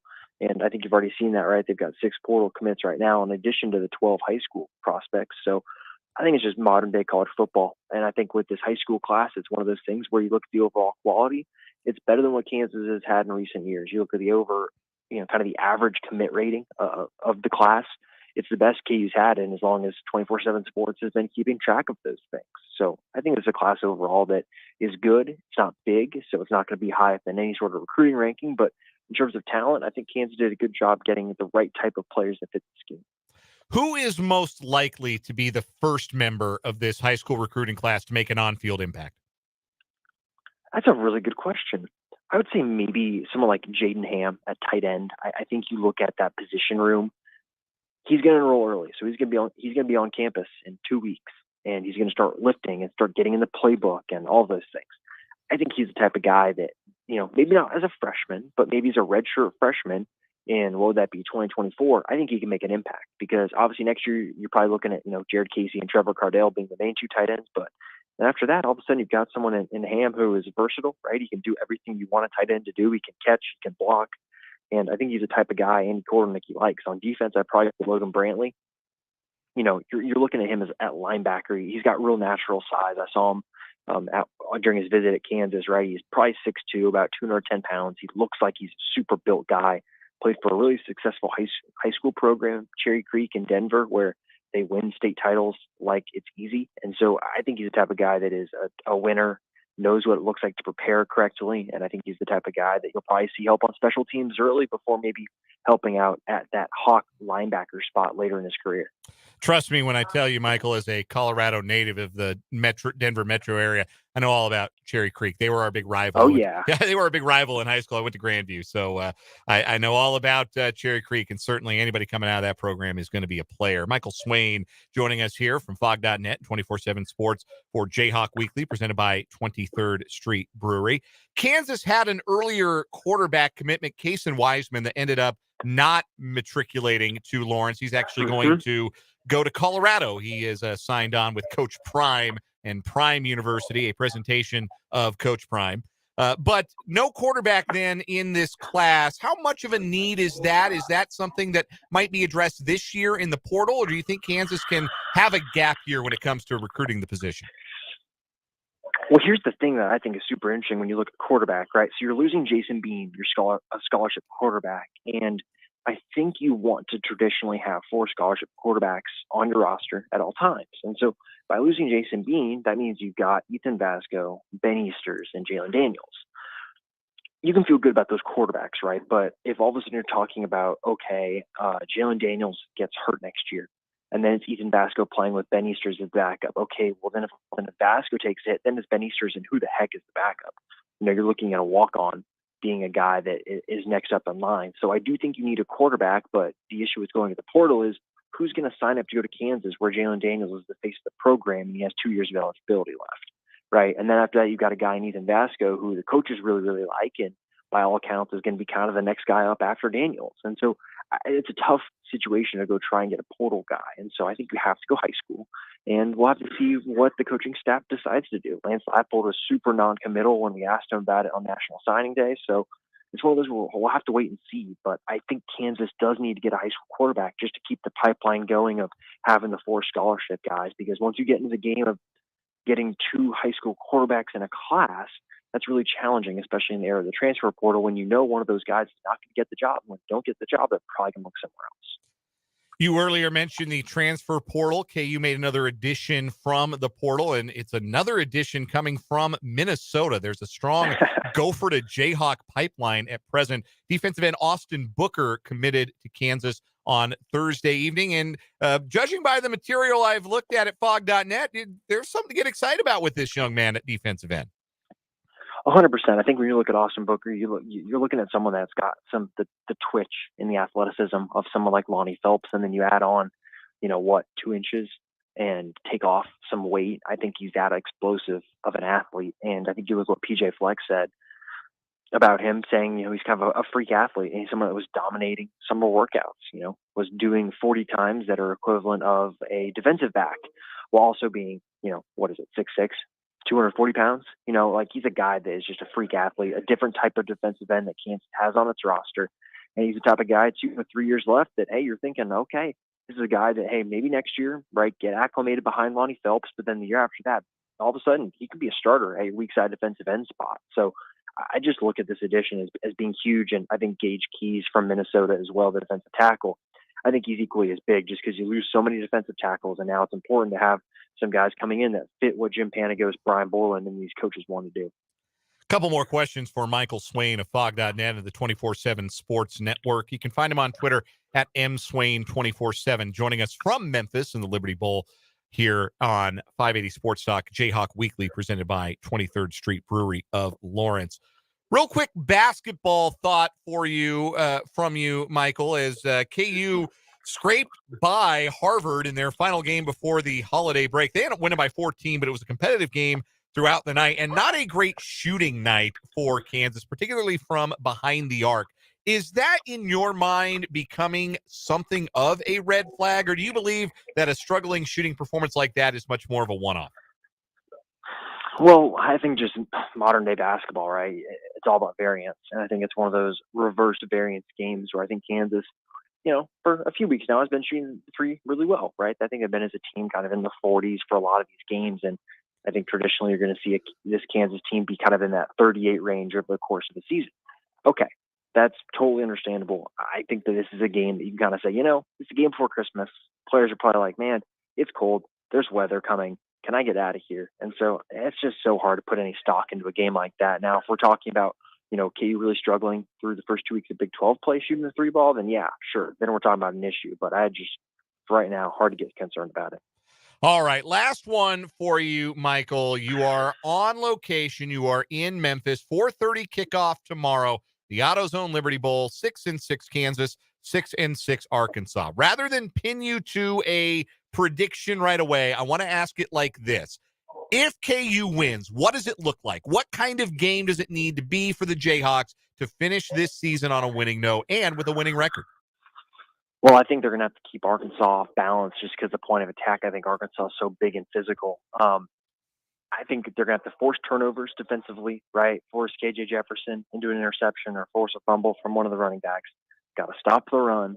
And then offensively, just be consistent. You don't have to score a touchdown every drive, but string some first downs together. No more of the 3 touchdowns in a row than 4 3-and-outs in a row, right? You can't be hot and cold against this Arkansas team because they are going to consistently put up points because they run the ball really well. So I think it's a multitude of forcing turnovers, stopping Arkansas on the ground, and then also having a consistent offensive performance. Michael Swain will have reaction at 24/7 Sports. Fog.net. Fog.net is the place to go for great Kansas Jayhawks athletic coverage. Michael Swain joins us on Tuesdays at 4:35 for Jayhawk Weekly, presented by 23rd Street Brewery. Michael, enjoy your evening in Memphis. Where are you? Are you going to hit up Beale Street for dinner, get some barbecue? What's the move? Yeah, I'm going to go to, I think BB King is the name of the place. We're going to go watch Hawk Talk and watch it as non-media members and have some fun. So should be a blast. And 4:30 kick tomorrow is the perfect time. There is nothing better than Beale Street. I will tell you this. Of all of the non-major bowls, if you could send me to one every year, it would absolutely be Memphis and the Liberty Bowl. Because I know at the very minimum, I'm going to eat good, and I'm going to enjoy Beale Street. So I hope that you and your cohorts do the same, and perhaps bring a Jayhawk victory back home with you from the Liberty Bowl. Michael, thanks for the time. We appreciate it. Definitely sounds good. We'll talk to you guys next week. That is Michael Swain, Fog.net, 24/7 Sports. You can follow Michael again on Twitter at mswain247. And again, he joins us for Jayhawk Weekly, presented by 23rd Street Brewery. It's a 4:30 kickoff tomorrow. And if you're in the Lawrence area, why not knock off for an early dinner at 23rd Street Brewery to watch the game on one of their many, many, many big screen televisions. A great place to watch any Jayhawk game, but certainly I'm sure will be a fun place to watch the Liberty Bowl tomorrow, the 4:30 kickoff on ESPN. 23rd Street Brewery, the sponsor of Jayhawk Weekly. It'll be fascinating to have the game on while Brendan Dworzynski is doing live radio tomorrow. I believe that is going to be a first. We have never, because KU, typically college football doesn't get played midweek afternoons. But Brendan Dworzynski reacting live to KU football is going to be a true joy, and I am excited that we are going to experience that together on tomorrow's edition of 580 Sports Talk. But we still got one more hour on today's show. We're going to get it started with the Blue Dot of Kansas sports headlines. A lot going on in the world of sports today. We're going to run through the biggest headlines. We'll also have some more reaction to an AFC West coach getting fired. No surprise that Nathaniel Hackett will not get a second season. Only a mild surprise that he's not even getting to finish his first. And that only if you did not see the disaster that the Broncos were against the Rams on Christmas. We'll also talk a little bit more NFL, wrap up the show with the final word. Your texts at 785-272-9429, the Big O Tires text line, and your YouTube comments. Jam-packed final hour of 580 Sports Talk coming your way after this.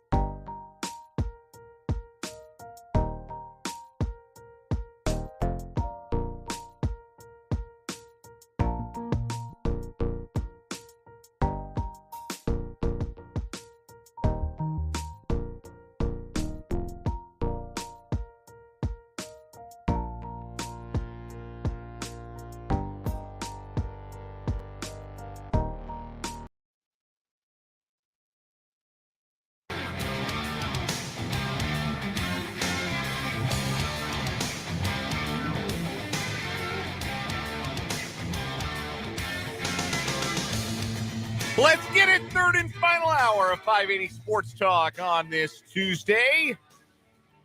Dan Lucero on a solo mission here this afternoon. Brendan Dworzinski taking one last day to soak up a holiday weekend. He'll be back with us tomorrow. Fulton Caster is filling in across the glass for us. Greatly appreciate Fulton's service here this afternoon. Can't really see him on the video. He is out of reach. He's enjoying whatever it is on his screen in there. Enjoying some actually great college football news of Ed Reed getting his first big-time head coaching position, or at least I'll kind of call it big time. Listen, pal. I don't know how much you know about how we do things around here, but the Blue Dot of Kansas headlines are my job, okay? That is fair. I bud. stole a little thunder from you there. I do apologize. Let me tell you something, bud. Nah, Fulton Caster, pushing buttons, turning knobs, having a good time over across the way. And we do have Blue Dot of Kansas headlines coming to you this hour. We've also got my thoughts on the end of the Nathaniel Hackett error in Denver. And no, that wasn't me mispronouncing the word era. Truly an error. I think we can argue, and I will argue, that the Denver Broncos had the worst offseason in the history of the National Football League. And Nathaniel Hackett never had a chance. 15 games and done in Denver. It's also topical, timely, locally speaking, because the Broncos are the next team up for the Chiefs. The Chiefs welcome the Broncos and their interim head coach, Jerry Rosburg, to Arrowhead Stadium on New Year's Day. So I have thoughts on that. Also, the ongoing AFC wildcard chase. It's getting wild indeed. Two teams already in. One team left to punch a ticket, and that one team, whoever ends up being the 7 seed, will be the Chiefs' most likely first-round opponent, provided the Chiefs win out. Of course, the Chiefs could still end up with the number 1 seed, but they could also not get the 1 seed even if they do win out. The Bills control the destiny as far as that goes. So we'll have thoughts there. Of course, we'll wrap up the program with the final word, but we'll also get to your texts as well. The Big O Tires text line, 785-272-9429, and your comments on YouTube. Earlier, we had Dan say, oh, hey, it's the brothers, Dan and Fulton, on the program. Very funny, very, very nice callback to a previous episode of the program. I still insist we look nothing alike, but somebody out there must think that we do. So we appreciate your comments. Again, the Big O Tires text line is 785-272-9429. Let's get into those Blue Dot of Kansas headlines, shall we? They are brought to you by Blue Dot of Kansas. Have you heard about their peak performance safety check? They will check your furnace, AC, and plumbing once a year, all for one low price. You might need to check them out right now. If your furnace is acting wonky and it's been cold outside, you'll want to make sure that you have Blue Dot on your side. Visit them on the web, bluedotkansas.com, and see what they can do for your residence or business. First headline for me today is the big headline in the National Football League from today, anyhow. J.J. Watt is calling it a career. Watt went on to his social media platforms earlier today and posted Koa's first ever NFL game, referring to his infant child. My last ever NFL home game. My heart is filled with nothing but love and gratitude. It's been an absolute honor and a pleasure. 2 road games left for Watt and the Arizona Cardinals this year, and that will bring to an end a 12-year career as great as any defensive end of his era and probably any era. J.J. Watt is one of 3 players to win the Defensive Player of the Year award 3 times. Aaron Donald and Lawrence Taylor are the others. As it stands, with 2 games left in his career, he sits with 111.5 career sacks, a 5-time first-team All-Pro, a 5-time Pro Bowler, and who knows what his career could have been had he not had 2 of his prime seasons immediately following his 3rd Defensive Player of the Year award wiped out by injury. Watt won that 3rd Defensive Player of the Year award in 4 years in 2015, but then played a combined 8 games over the next 2 seasons. When he was healthy enough to play a full season again in 2018, all he did was rack up 16 sacks and become a first-team All-Pro. His career will end when Arizona's season does. The Cardinals, of course, already long eliminated from the playoffs, but Watt has appeared in 14 of 15 games this season and has 9.5 sacks. And if you watched any of the Sunday Night Football game between the Buccaneers and the Cardinals, Watt was definitely noticeable. He's still playing at a high level, but he is walking away after 12 seasons. Some more fun J.J. Watt facts. There's only one player in NFL history who's recorded 20 or more sacks in a season twice. That's him. He has 28 career games with at least 2 sacks, with his 5 more than anybody else can claim since 2011. He's one of 4 players in NFL history with 100 career sacks and 5 career touchdowns. Of course, Watt also made a huge impact off the field. He's a Walter Payton Man of the Year award winner. His foundation has raised $6.7 million, and Watt's foundation raised $37 million specifically in the wake of Hurricane Harvey, which devastated Houston in the area in 2017. An all-time good guy and an all-time great player, J.J. Watt, hanging up the cleats. He is 33 years old. He's happily married, has a young child, and ready to ride off into the sunset. And good for him. So many players, unfortunately, don't get the chance to end careers on their own terms, and J.J. Watt gets to, and that's the least he deserves, how great he was and how great a man he has seemed to be all of this time. A couple of texts regarding J.J. Watt from the Big O Tires text line from the 785. When healthy, he was unblockable. Hell, he was unblockable Sunday night. Like, he may not be the same force he was in his 20s, but he is still playing. I mean, there are a lot of teams that I think would have lined up to try and get him next year and could have helped a championship caliber team. You know, J.J. Watt never got to a Super Bowl or particularly close to winning a Super Bowl, but he could have put a contender or two over the top next year if he decided he wanted to play at age 34. Another from the 75, Watt always reminded me a little of Reggie White. So I'm in my mid-30s. I remember not Eagles Reggie White. My memories are Packers Reggie White. And I can definitely see that. Some of the speed with which they could disrupt the game and just could wreck a game as a pass rusher. I certainly think that there's a comparison there. Those are 2 names that will certainly be among the first to be on the mind when you're talking about all-time great pass rushers. So J.J. Watt, this is fascinating too. J.J. Watt was drafted in 2011. He was a number 11 overall pick in that draft. There is a decent chance he's going to get in the Hall of Fame first because he is going to be the first to retire and is going to go in immediately. Like, I can't imagine there's going to be much discussion. It's going to be, okay, for your consideration, J.J. Watt. Yes, yes, yes. All right, he's in. Not much debate over J.J. Watt. So he's going to be the first guy to get in. There might be 5 of the top 11 picks of the 2011 draft who end up in the Hall of Fame. And you could argue that it should be as many as 7. Number 2 overall pick was Von Miller, first ballot. Number 5 pick, Patrick Peterson. He's a Hall of Famer. Number 6 pick, Julio Jones, Hall of Famer. Number 9 pick, Tyron Smith, Dallas Cowboys. 2-time All-Pro, 8-time Pro Bowler, rock steady tackle for the Dallas Cowboys. I think he's going to be a Hall of Famer. I think A.J. Green has a case, even though he was never first-team All-Pro, put up great career numbers, over 10,000 receiving yards, and a 7-time Pro Bowler. Maybe A.J. Green gets in. He was the 4th pick. Number 1 overall pick in that draft was Cam Newton. And I know people have varying opinions on Cam Newton, but he did win an MVP and had a long and productive career and is one of the greatest rushing quarterbacks in the history of the NFL.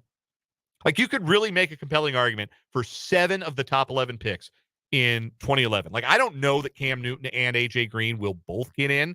I think it's likelier that Green gets in than that Newton gets in. But you could make a Hall of Fame case for Cam. That's 7 of the top 11 picks in that draft. The other 4, if you're curious, Marcel Darius was a good player for his 7 seasons. He was an first-team All-Pro once. He was the 3rd pick. The 7th pick was Aldon Smith. And if he hadn't drank himself out of the league, he would be a Hall of Famer. He had 52.5 sacks in essentially 4 seasons. Like, unbelievable player, Aldon Smith. And then the other 2 guys were Jake Locker and Blaine Gabbert. So, wasn't all great. But 7 of the top 11 guys, you can argue, should be Hall of Famers. And that's not all from the 2011 draft. Like, Richard Sherman is going to be a Hall of Famer. Richard Sherman's going to the Hall of Fame, 3-time first-team All-Pro, 5th-round pick. Cameron Hayward, 31st overall pick, is going to have a case by the time he's done. Jason Kelsey is going to have a case, 4-time first-team All-Pro center. He was a 6th-round pick. He's going to have a Hall of Fame case. The Big O Tires text line asks, from the 785, where does J.J. Watt rank in career quarterback sacks? This is what's fascinating. J.J. Watt ranks 3rd among the draft class of 2011 in all-time quarterback sacks. Von Miller's got 123.5. Cameron Jordan has 112.5 career sacks. He was the 24th pick.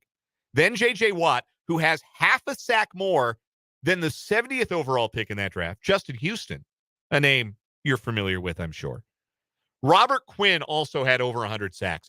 5 guys in that draft with over 100 career sacks. Absolutely unreal. As far as the all-time sack leaders, I'm going to try and pull that up here and see if Pro Football Reference will be easy to navigate. I cannot promise that it will be because it isn't always. But I am looking for sacks career. J.J. Watt ranks career 38th all-time. He's right behind Chandler Jones and Lyle Alzado, who each had 112 sacks. Chandler Jones obviously still playing. The all-time leader, Bruce Smith, 200 career sacks. The active leader, as I mentioned him earlier, is Von Miller. From the Big O Tires text line from the 785, Cam Newton won't be a first ballot Hall of Famer. Von Miller will be. Yeah, Cam Newton, absolutely not first ballot. It's hard to be first ballot, man. They only let so many in at a time. First ballot is rare. That's like the greatest of the great are your first ballot guys, which is, as it should be. Should be hard. But J.J. Watt is. Cam Newton, like if I had to guess, I would say no. But do I think you can make a case for Cam Newton and his unique skill set? And when he was at his best, he was an NFL MVP. Most MVPs get in the Hall of Fame. There are not a lot of one-off MVPs. Like Mark Rippon, I guess. I think he was the MVP once. Mark Mosley, he definitely a one-off. The time the kicker won an MVP in a strike year. They should have canceled that whole season. Anyway, then neither here nor there. Anyway, yeah, J.J. Watt, all-time great, one of the very best we've ever seen do it. And he is hanging it up at the end of this season. Let's keep moving on our Blue Dot of Kansas headlines here on 580 Sports Talk. Some transfer portal news from college football.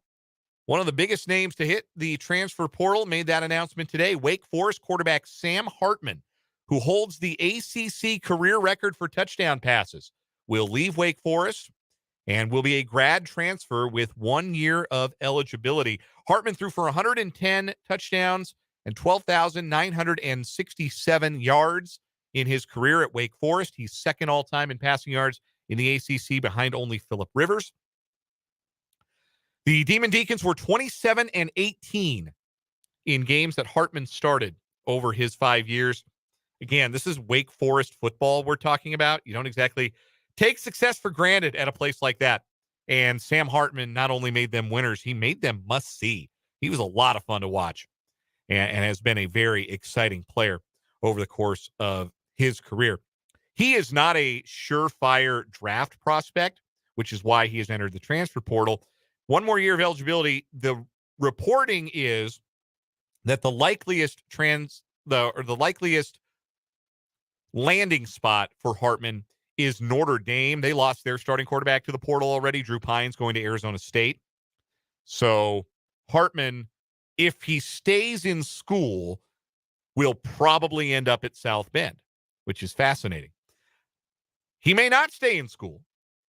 He may not, because there's a chance that he gets some good NFL draft evaluation, but most people don't believe he's a slam. He's not going to be a first-round pick or anything like that. So he'll probably stay in school, and it looks like he will head to Notre Dame. 2 other notable grad transfer quarterbacks announced their destinations over the weekend. DJU, former Clemson quarterback, he's going up to the Northwest and Oregon State. He's going to be a Beav. And Hudson Card, the former Texas quarterback, no room at the inn for him with Quinn Ewers already there and Arch Manning on the way. Hudson Card is going to Purdue. He actually made that announcement official earlier today. Another college football note teased out of turn by my producer earlier this hour on the Big O Tires text line. Ed Reed is getting into the coaching game. The former University of Miami great, Baltimore Ravens great, Pro Football Hall of Famer. Ed Reed is expected to be the next head coach at Bethune-Cookman, the HBCU located in, I want to say Daytona, Florida. Yeah, Daytona Beach. Bethune-Cookman football, not exactly what you'd call well-known. They were 2-9 this last year. They played Miami, lost 70-13. They got blown out by Jackson State. They were 2-6 in SWAC play. They have been a program that even in recent years, you got to go back a way to find a successful year. They were 2-9 in 2021. They did not play in 2019. They were 7-4. But looks like Ed Reed is going to be their next head coach, and that is pretty interesting. I think that Ed Reed always seemed like the kind of guy who could motivate anybody to do anything. If you've ever seen an Ed Reed locker room speech and not wanted to run through a wall, I guess you and me are just a little different, because that's the effect that watching Ed Reed talk and hearing him speak and certainly watching him play. And one of my all-time favorite players, just without any connection to the team. Like, I'm not a Ravens fan. I was never a big Ravens fan, but Ed Reed was always must-see TV. Just an awesome player. And I think one of the smarter guys. There's a great video. It was actually circulating again this weekend on Twitter. I forget why, but there's this great clip of him talking about how the week before they played Indianapolis, he intentionally played a coverage wrong so it would get on film so he could bait Peyton Manning into a certain throw against a certain coverage so that he could get an interception. And what did Ed Reed do against Indianapolis the next week? He got the interception. So this is an incredibly intelligent player, incredibly motivational person. It will be very fascinating to see how he does as a head coach. And if he is in it at Bethune-Cookman to be there perhaps for the long haul, I mean, who can say? Maybe he's got greater aspirations, but one thing is for certain, it feels a lot less like Ed Reed is doing this for Ed Reed than it feels like another former NFL Hall of Fame defensive back was doing, becoming an HBCU head coach for. So it's a program with great history. So many of those HBCU programs have terrific histories. But it's been a down few years for Bethune-Cookman, and now Ed Reed expected to be their next head coach. Pretty cool. Be rooting for Ed Reed to have success there at Bethune-Cookman. Couple of more Blue Dot of Kansas headlines. A local college hoops headline for you. Naquan Tomlin, Big 12 co-newcomer of the week. First career weekly award for Tomlin after he posted a near double-double in K-State's 73-65 win over Radford last Tuesday. Tomlin had a season-high 26 points in that game, his first career 20-point game. Also had 9 rebounds, 2 blocks, an assist, and a steal in 33 minutes. He shared the honor with Oklahoma's Grant Sherfield, the former Wichita State Shocker.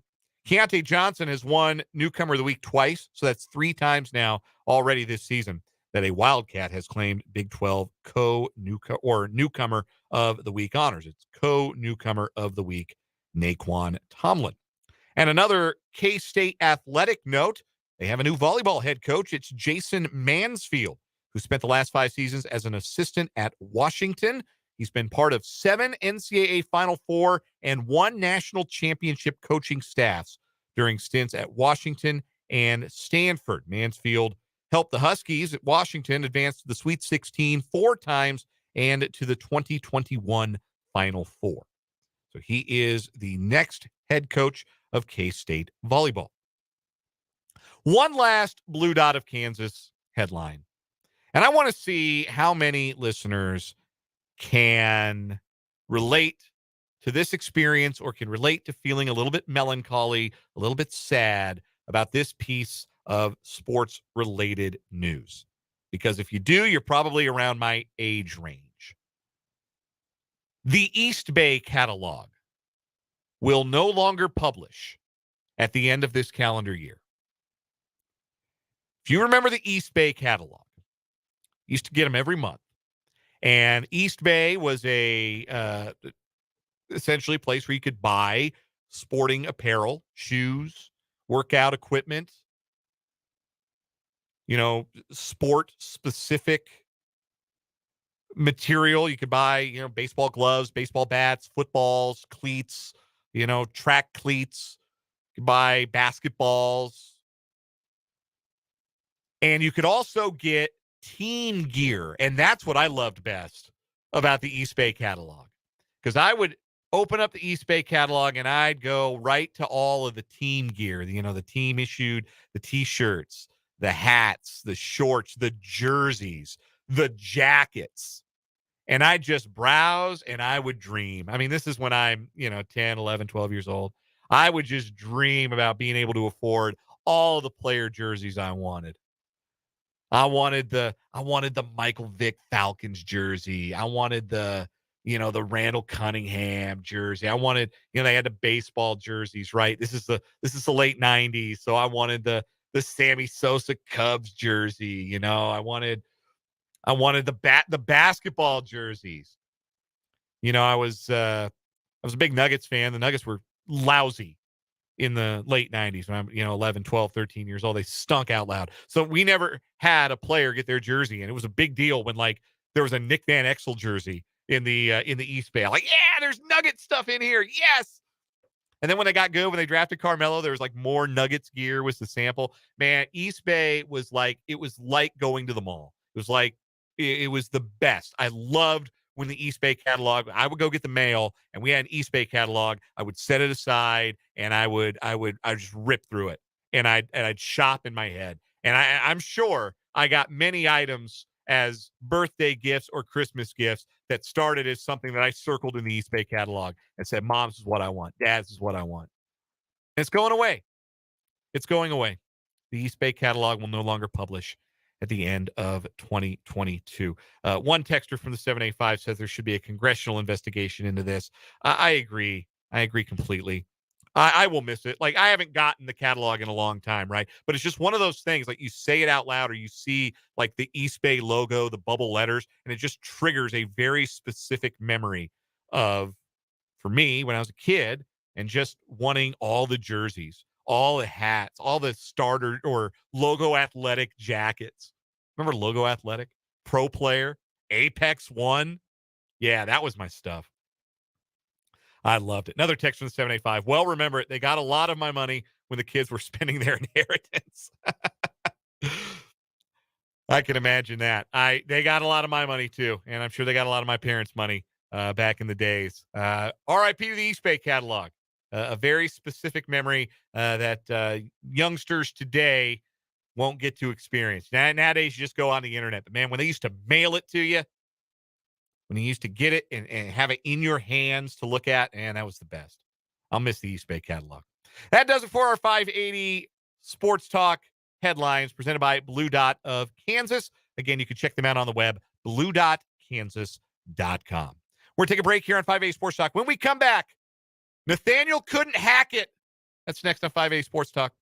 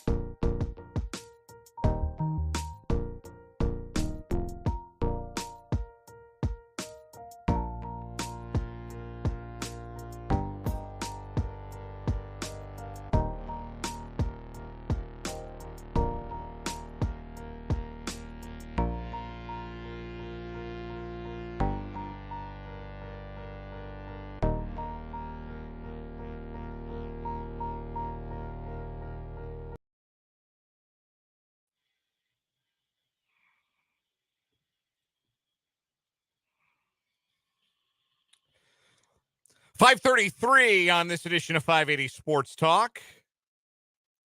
Dan Lucero with you solo today. Brendan Dorzinski will be back with us tomorrow. The Kansas City Chiefs play the Denver Broncos on Sunday. The Broncos will be coming to town. They will be doing so with a new head coach, an interim head coach, because Nathaniel Hackett was fired yesterday morning by the Broncos 15 games into his first season as head coach. The first head coach to be fired before the completion of their first season at the job for entirely football-related reasons since Pete McCulley got the axe 9 games in for the 49ers back in 1978. And it was entirely predictable that Nathaniel Hackett wasn't going to get a second year. There was no coherent argument you could make for a second year. As Matt Verderam put it when we talked to him, we had Matt on in the 3 o'clock hour. If you missed that interview or any part of this edition of 580 Sports Talk, you can check it out on our podcast page at 580wibw.com or watch the video archive on our YouTube page, youtube.com/@sportson580. Matt said it was evident after one game that Nathaniel Hackett did not have what it took to coach in the National Football League. And I really do think it was after week 2 when the fans in Denver were chanting the play clock, counting down the play clock because the Broncos kept screwing it up because Hackett couldn't get it right. And then he had to turn around and hire a retired special teams coach to be his game management guru, like his version of Ask Jeeves, his Clippy. He had to have a Clippy. 2 weeks in to being a head coach, Nathaniel Hackett needed Clippy to pop up in the corner of his screen and say, "It looks like you're trying to call a timeout. Do you need some help? It looks like the play clock's getting a little low. Do you want me to call a timeout?" So he had to hire Clippy 2 weeks in, a 70-something who had been retired for a couple of years. Then 11 weeks in, he gave up play calling, ceded those responsibilities to Clint Kubiak. The Broncos, by the way, they were 29th, I think, in DVOA, Football Outsiders proprietary metric. They were 29th in offensive DVOA before Clint Kubiak started calling plays. And since Clint Kubiak started calling plays, the Broncos are 29th in DVOA. So that didn't fix anything. And then if you watched any of Sunday's game between the Broncos and the Rams, an all-time quit job by an NFL team. You will rarely, if ever, for the rest of your natural life, see an NFL team quit as egregiously as the Denver Broncos did against the Los Angeles Rams when they let Baker Mayfield look like Patrick Mahomes and gave up 51 points to a team quarterbacked by a third stringer and with a bunch of USFL guys at wide receiver. And to make matters worse and to make it more embarrassing, you had your Walter Payton Man of the Year candidate, Dalton Reisner, getting in a shoving match with the backup quarterback on the sideline because the offensive line that was on the field wasn't helping Russell Wilson get up after sacks, which, I mean, yeah, pretty bad look. Not as bad a look as Randy Gregory trying to start fights during the game and then throwing a punch at a Rams offensive lineman after the game. And then telling the media after the game, yeah, you want to know if I hit him? If I hit him in the head, I did. Bragging about it. That got him a 1-game suspension. So, to sum up, Nathaniel Hackett gave up control of game management 2 weeks in, gave up play calling control 11 weeks in, and clearly never had any control over his players, his sideline, or his locker room. So what was it he was there to do exactly? Like the Bobs on Office Space. What is it you say you do here? They could have fired him after week 2 and just let Clippy be the head coach, and nothing would have been different about this season. And now Clippy is the head coach. Clippy is the interim. Jerry Rosberg, he has a name. I call him Clippy. That's what he was. He was Nathaniel Hackett's Clippy, and now he's the interim head coach. I got to give one guy credit in this, by the way. Ejiro Evero, the defensive coordinator, was asked by the Broncos, hey, will you be the interim coach for the final 2 weeks? And Evero looked around and said, no, thank you. I am not going to give a group of people already not inclined to hire people who look like me one less reason to want to hire me. You got that 2-game blemish on your resume? That's all the excuse anybody needs, especially for coaches who look like Evero, if you pick up what I'm putting down. They don't need a lot of reasons not to hire them. Yeah, I would steer clear of that dumpster barge too. Just coach your defense, who played pretty well outside of, again, the quit job that Sunday was. So they fired Nathaniel Hackett, totally and completely overmatched as a head coach. He'll never get to do it again. He really was never all that great as an offensive coordinator either, other than the 2 years he had one of the greatest quarterbacks of all time as his quarterback. You look at his other work as an offensive coordinator, it's not real inspiring. I won't be surprised if he gets to be an offensive coordinator again, because he's a what's the new turn of phrase that's popular now? He's a Nepo baby. You know, his dad, Paul Hackett, was in the league forever and a day. So he's a Nepo baby, Nathaniel Hackett. And Nepo babies get lots of chances. But he will never be a head coach in this league again, or any league again. I wouldn't hire him as head coach of a college team. I'd be hard-pressed to want to hire him as a head coach of a high school team, based on everything we saw from Nathaniel Hackett in 15 games as an NFL head coach. So they fired him yesterday, and today the Broncos held a press conference, and it was general manager George Paton and CEO Greg Penner of the Walton Penner Ownership Group.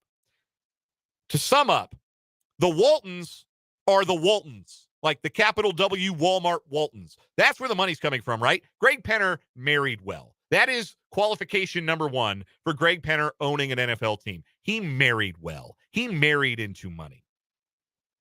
His qualifications to run a football team, like the operation of a football team, even smaller.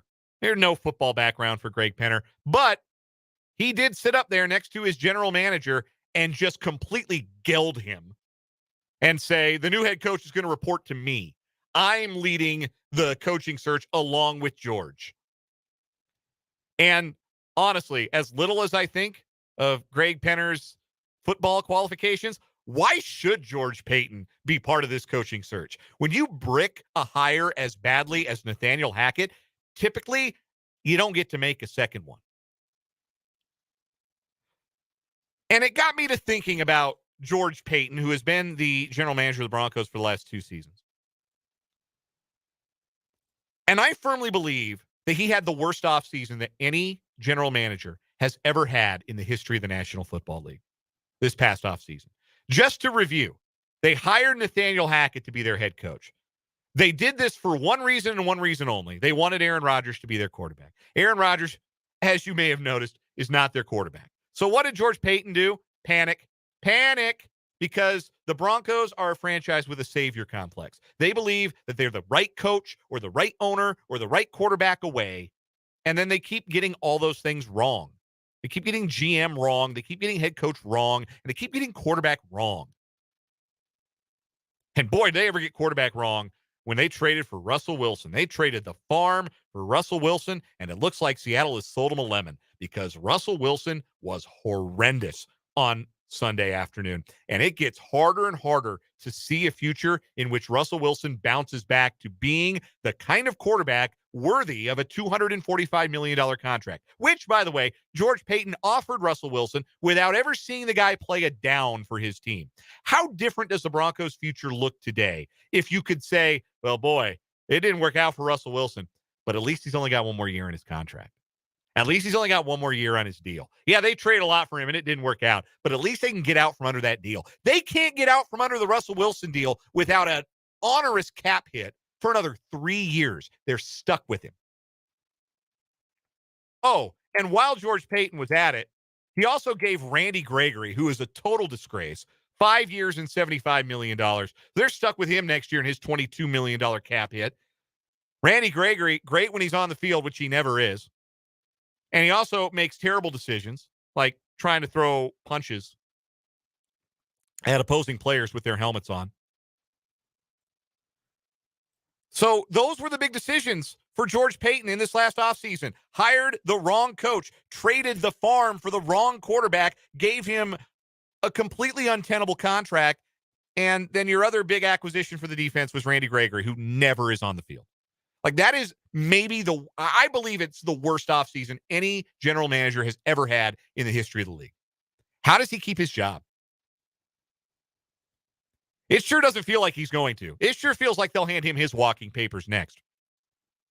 And Greg Penner's going to let Condoleezza Rice get in on the coaching search. Condoleezza Rice has gone a long way on being somebody who likes football. Like that's her qualification, right? Like Condoleezza Rice. I want her in my organization. She knows football. Well, what does she know about it? Well, she likes to watch it very much. Condoleezza Rice. Now she's going to be part of regime building. We saw how that worked the last time she was part of some regime building, didn't we? Congratulations to the next coach of the Denver Broncos, Hamid Karzai. Anyway, that's enough geopolitical humor from me. But in all seriousness, who wants to be the head coach of the Denver Broncos? Sean Payton is not coming out of retirement for this job. Your star running back is off a torn ACL. Your star wide receivers, the ones you're paying long-term contracts, you got 4-year contracts to Cortland Sutton, who's completely shot, and Tim Patrick, who also tore his ACL. The offensive line is a biohazard. You have one good pass rusher, and that's being extremely charitable to 6 good games from Baron Browning. And worst of all, you're stuck with Mr. Extremely Limited, Russell Wilson, and entering what might be the worst locker room and culture in the league.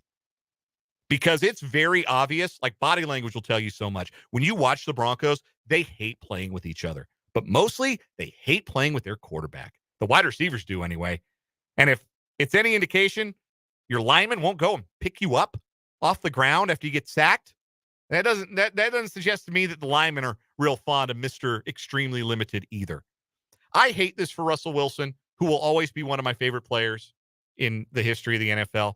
He was the Super Bowl winning quarterback for my favorite team. I'm never going to say too many bad things about Russell Wilson, but it looks like it's over for him. And sometimes that's just how it happens. Sometimes the end comes and it comes in a hurry. And there's no decline. It just plummets. But whoever the next head coach of the Broncos is stuck with that for at least 2 years, probably 3. It's a bad situation. And I got to tell you, I know the Colts right now are being coached by a television pundit. I know the Texans have operated like a Ponzi scheme the last couple of years. I know Arizona's coach, quarterback, and general manager do not get along. But I don't believe that there is a worse situation in the NFL than the Denver Broncos. I think they are in the deepest ditch of any of the 32 franchises in the NFL when it comes to the talent, when it comes to the culture, when it comes to who's going to be their coach, when it comes to what they're stuck with at quarterback. There is no worse situation than the one a mile high above sea level. Oh, and I got to play Patrick Mahomes on Sunday. Good luck, guys. More NFL when we come back on 580 Sports Talk.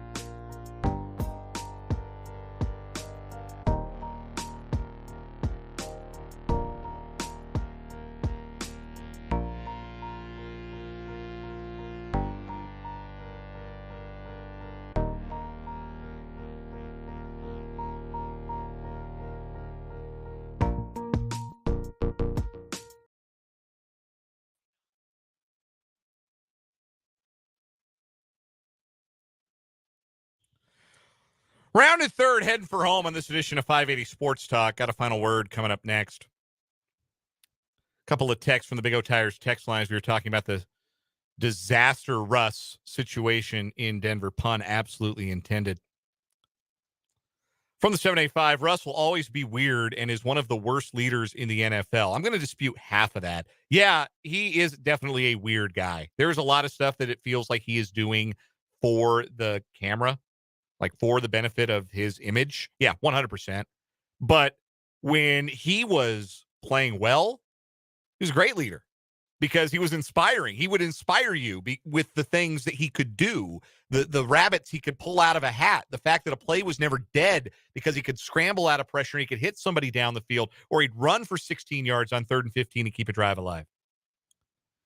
So he was a great leader by example, but now there's no example. The example is he stinks. The example is he's been worse than Zach Wilson this year. That might be stretching it, but So I don't necessarily think he's one of the worst leaders in the NFL, but certainly if he's not leading by example, it's hard to get guys to follow him, especially in a brand new locker room situation that he's been in. Another one from the 785. I'm sure it gives you no schadenfreude to say all those nice things about the Donkeys' current train wreck situation. I get it, Dan. Doesn't much hurt my feelings either. No schadenfreude. I do though legitimately feel bad for Russ. I do, because I don't think he's a bad guy. I think he's a weird guy, but I don't think he's a bad guy. I knew the Broncos were going to get stuck with his decline years. I just figured there'd be a couple of really good ones before that. I thought he had more left in the tank. I figured the decline would come, but I thought he had more left in the tank than this. It doesn't look like there's anything there. He's making bad decisions. He doesn't run anymore. He gets sacked way more often. Obviously, he's dealt with the injuries this year, including the concussion, in a way that he's never really dealt with injuries before. Yeah, the end is really near. And then another one from the 785 on that same topic. What if Russ retires? You know how much money they owe him? Brother, if they're offering me this kind of money, I don't care how bad at football I am. I'm making you pay me. Let me see what the contract details are on this. Spotrac says it's 5-year, $242 million contract extension. Let's see does this have the guaranteed money? Base salary for next year's $8 million, $10 million signing bonus, $10 million signing bonuses for 2024 and 2025. Base salaries those 2 years have a combined $54 million. Like, yeah, I'm getting that money. You could turn me into a lawn ornament. You bench me for Brett Rippon. I don't care. Give me my money. Run me my money. I don't think he's going anywhere. I don't think he's going to retire. I think, and I've always believed this about Russell Wilson, and I think that if you followed Russell Wilson or listen to any of the words that come out of his mouth or read anything about him, Russell Wilson is a relentless optimist. That's why people think he's corny, because people think optimism is corny sometimes. And it can be. Sometimes it can be really endearing. But Russell Wilson is an optimist. Russell Wilson believes that the best is ahead. He said that so many times on Twitter or in interviews. The best is ahead. He really believes that he's got better football left in him. And he will play and play until the league, the game, proves to him that the best isn't ahead, that the best is behind him. Real quick thought, did want to mention this. The Ravens and the Chargers, both AFC wildcard teams. There's one more team that's got to make it in. Could be Miami, but I think they got to sit Tua. I talked about this in the 4 o'clock hour. It's time for them to intervene on Tua Tagovailoa's behalf and just sit him for the rest of the year. 3 concussions in 2 months is scary. They got to sit him. And if it costs them the playoffs, so be it. But we'll see if there's anybody smart enough, courageous enough, frankly, to make that decision, either Tua or somebody on his behalf. One final break, and we'll come back with a final word here on 580 Sports Talk.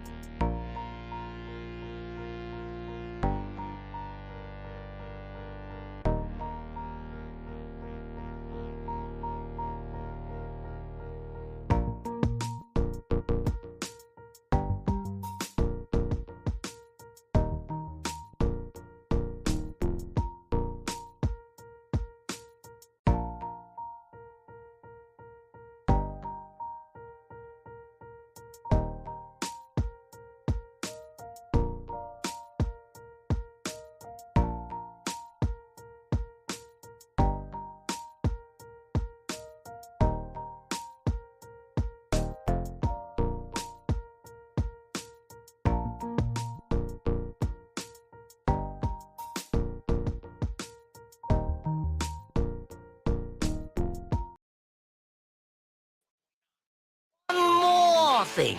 In conclusion, you better wrap it up.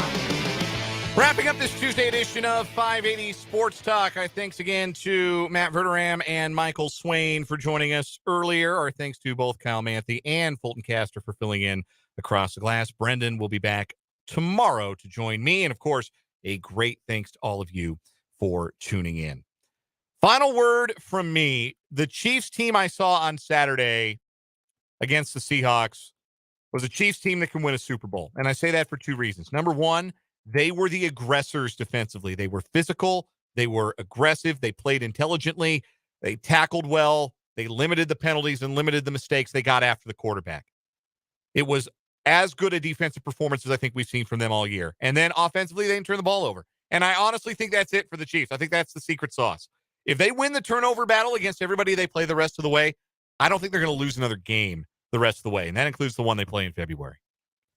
That's my final word. That's going to wrap up this edition of 580 Sports Talk. If you missed any of the show today, the video archive will be available at our YouTube page, youtube.com/@sportson580. Subscribe to that, won't you?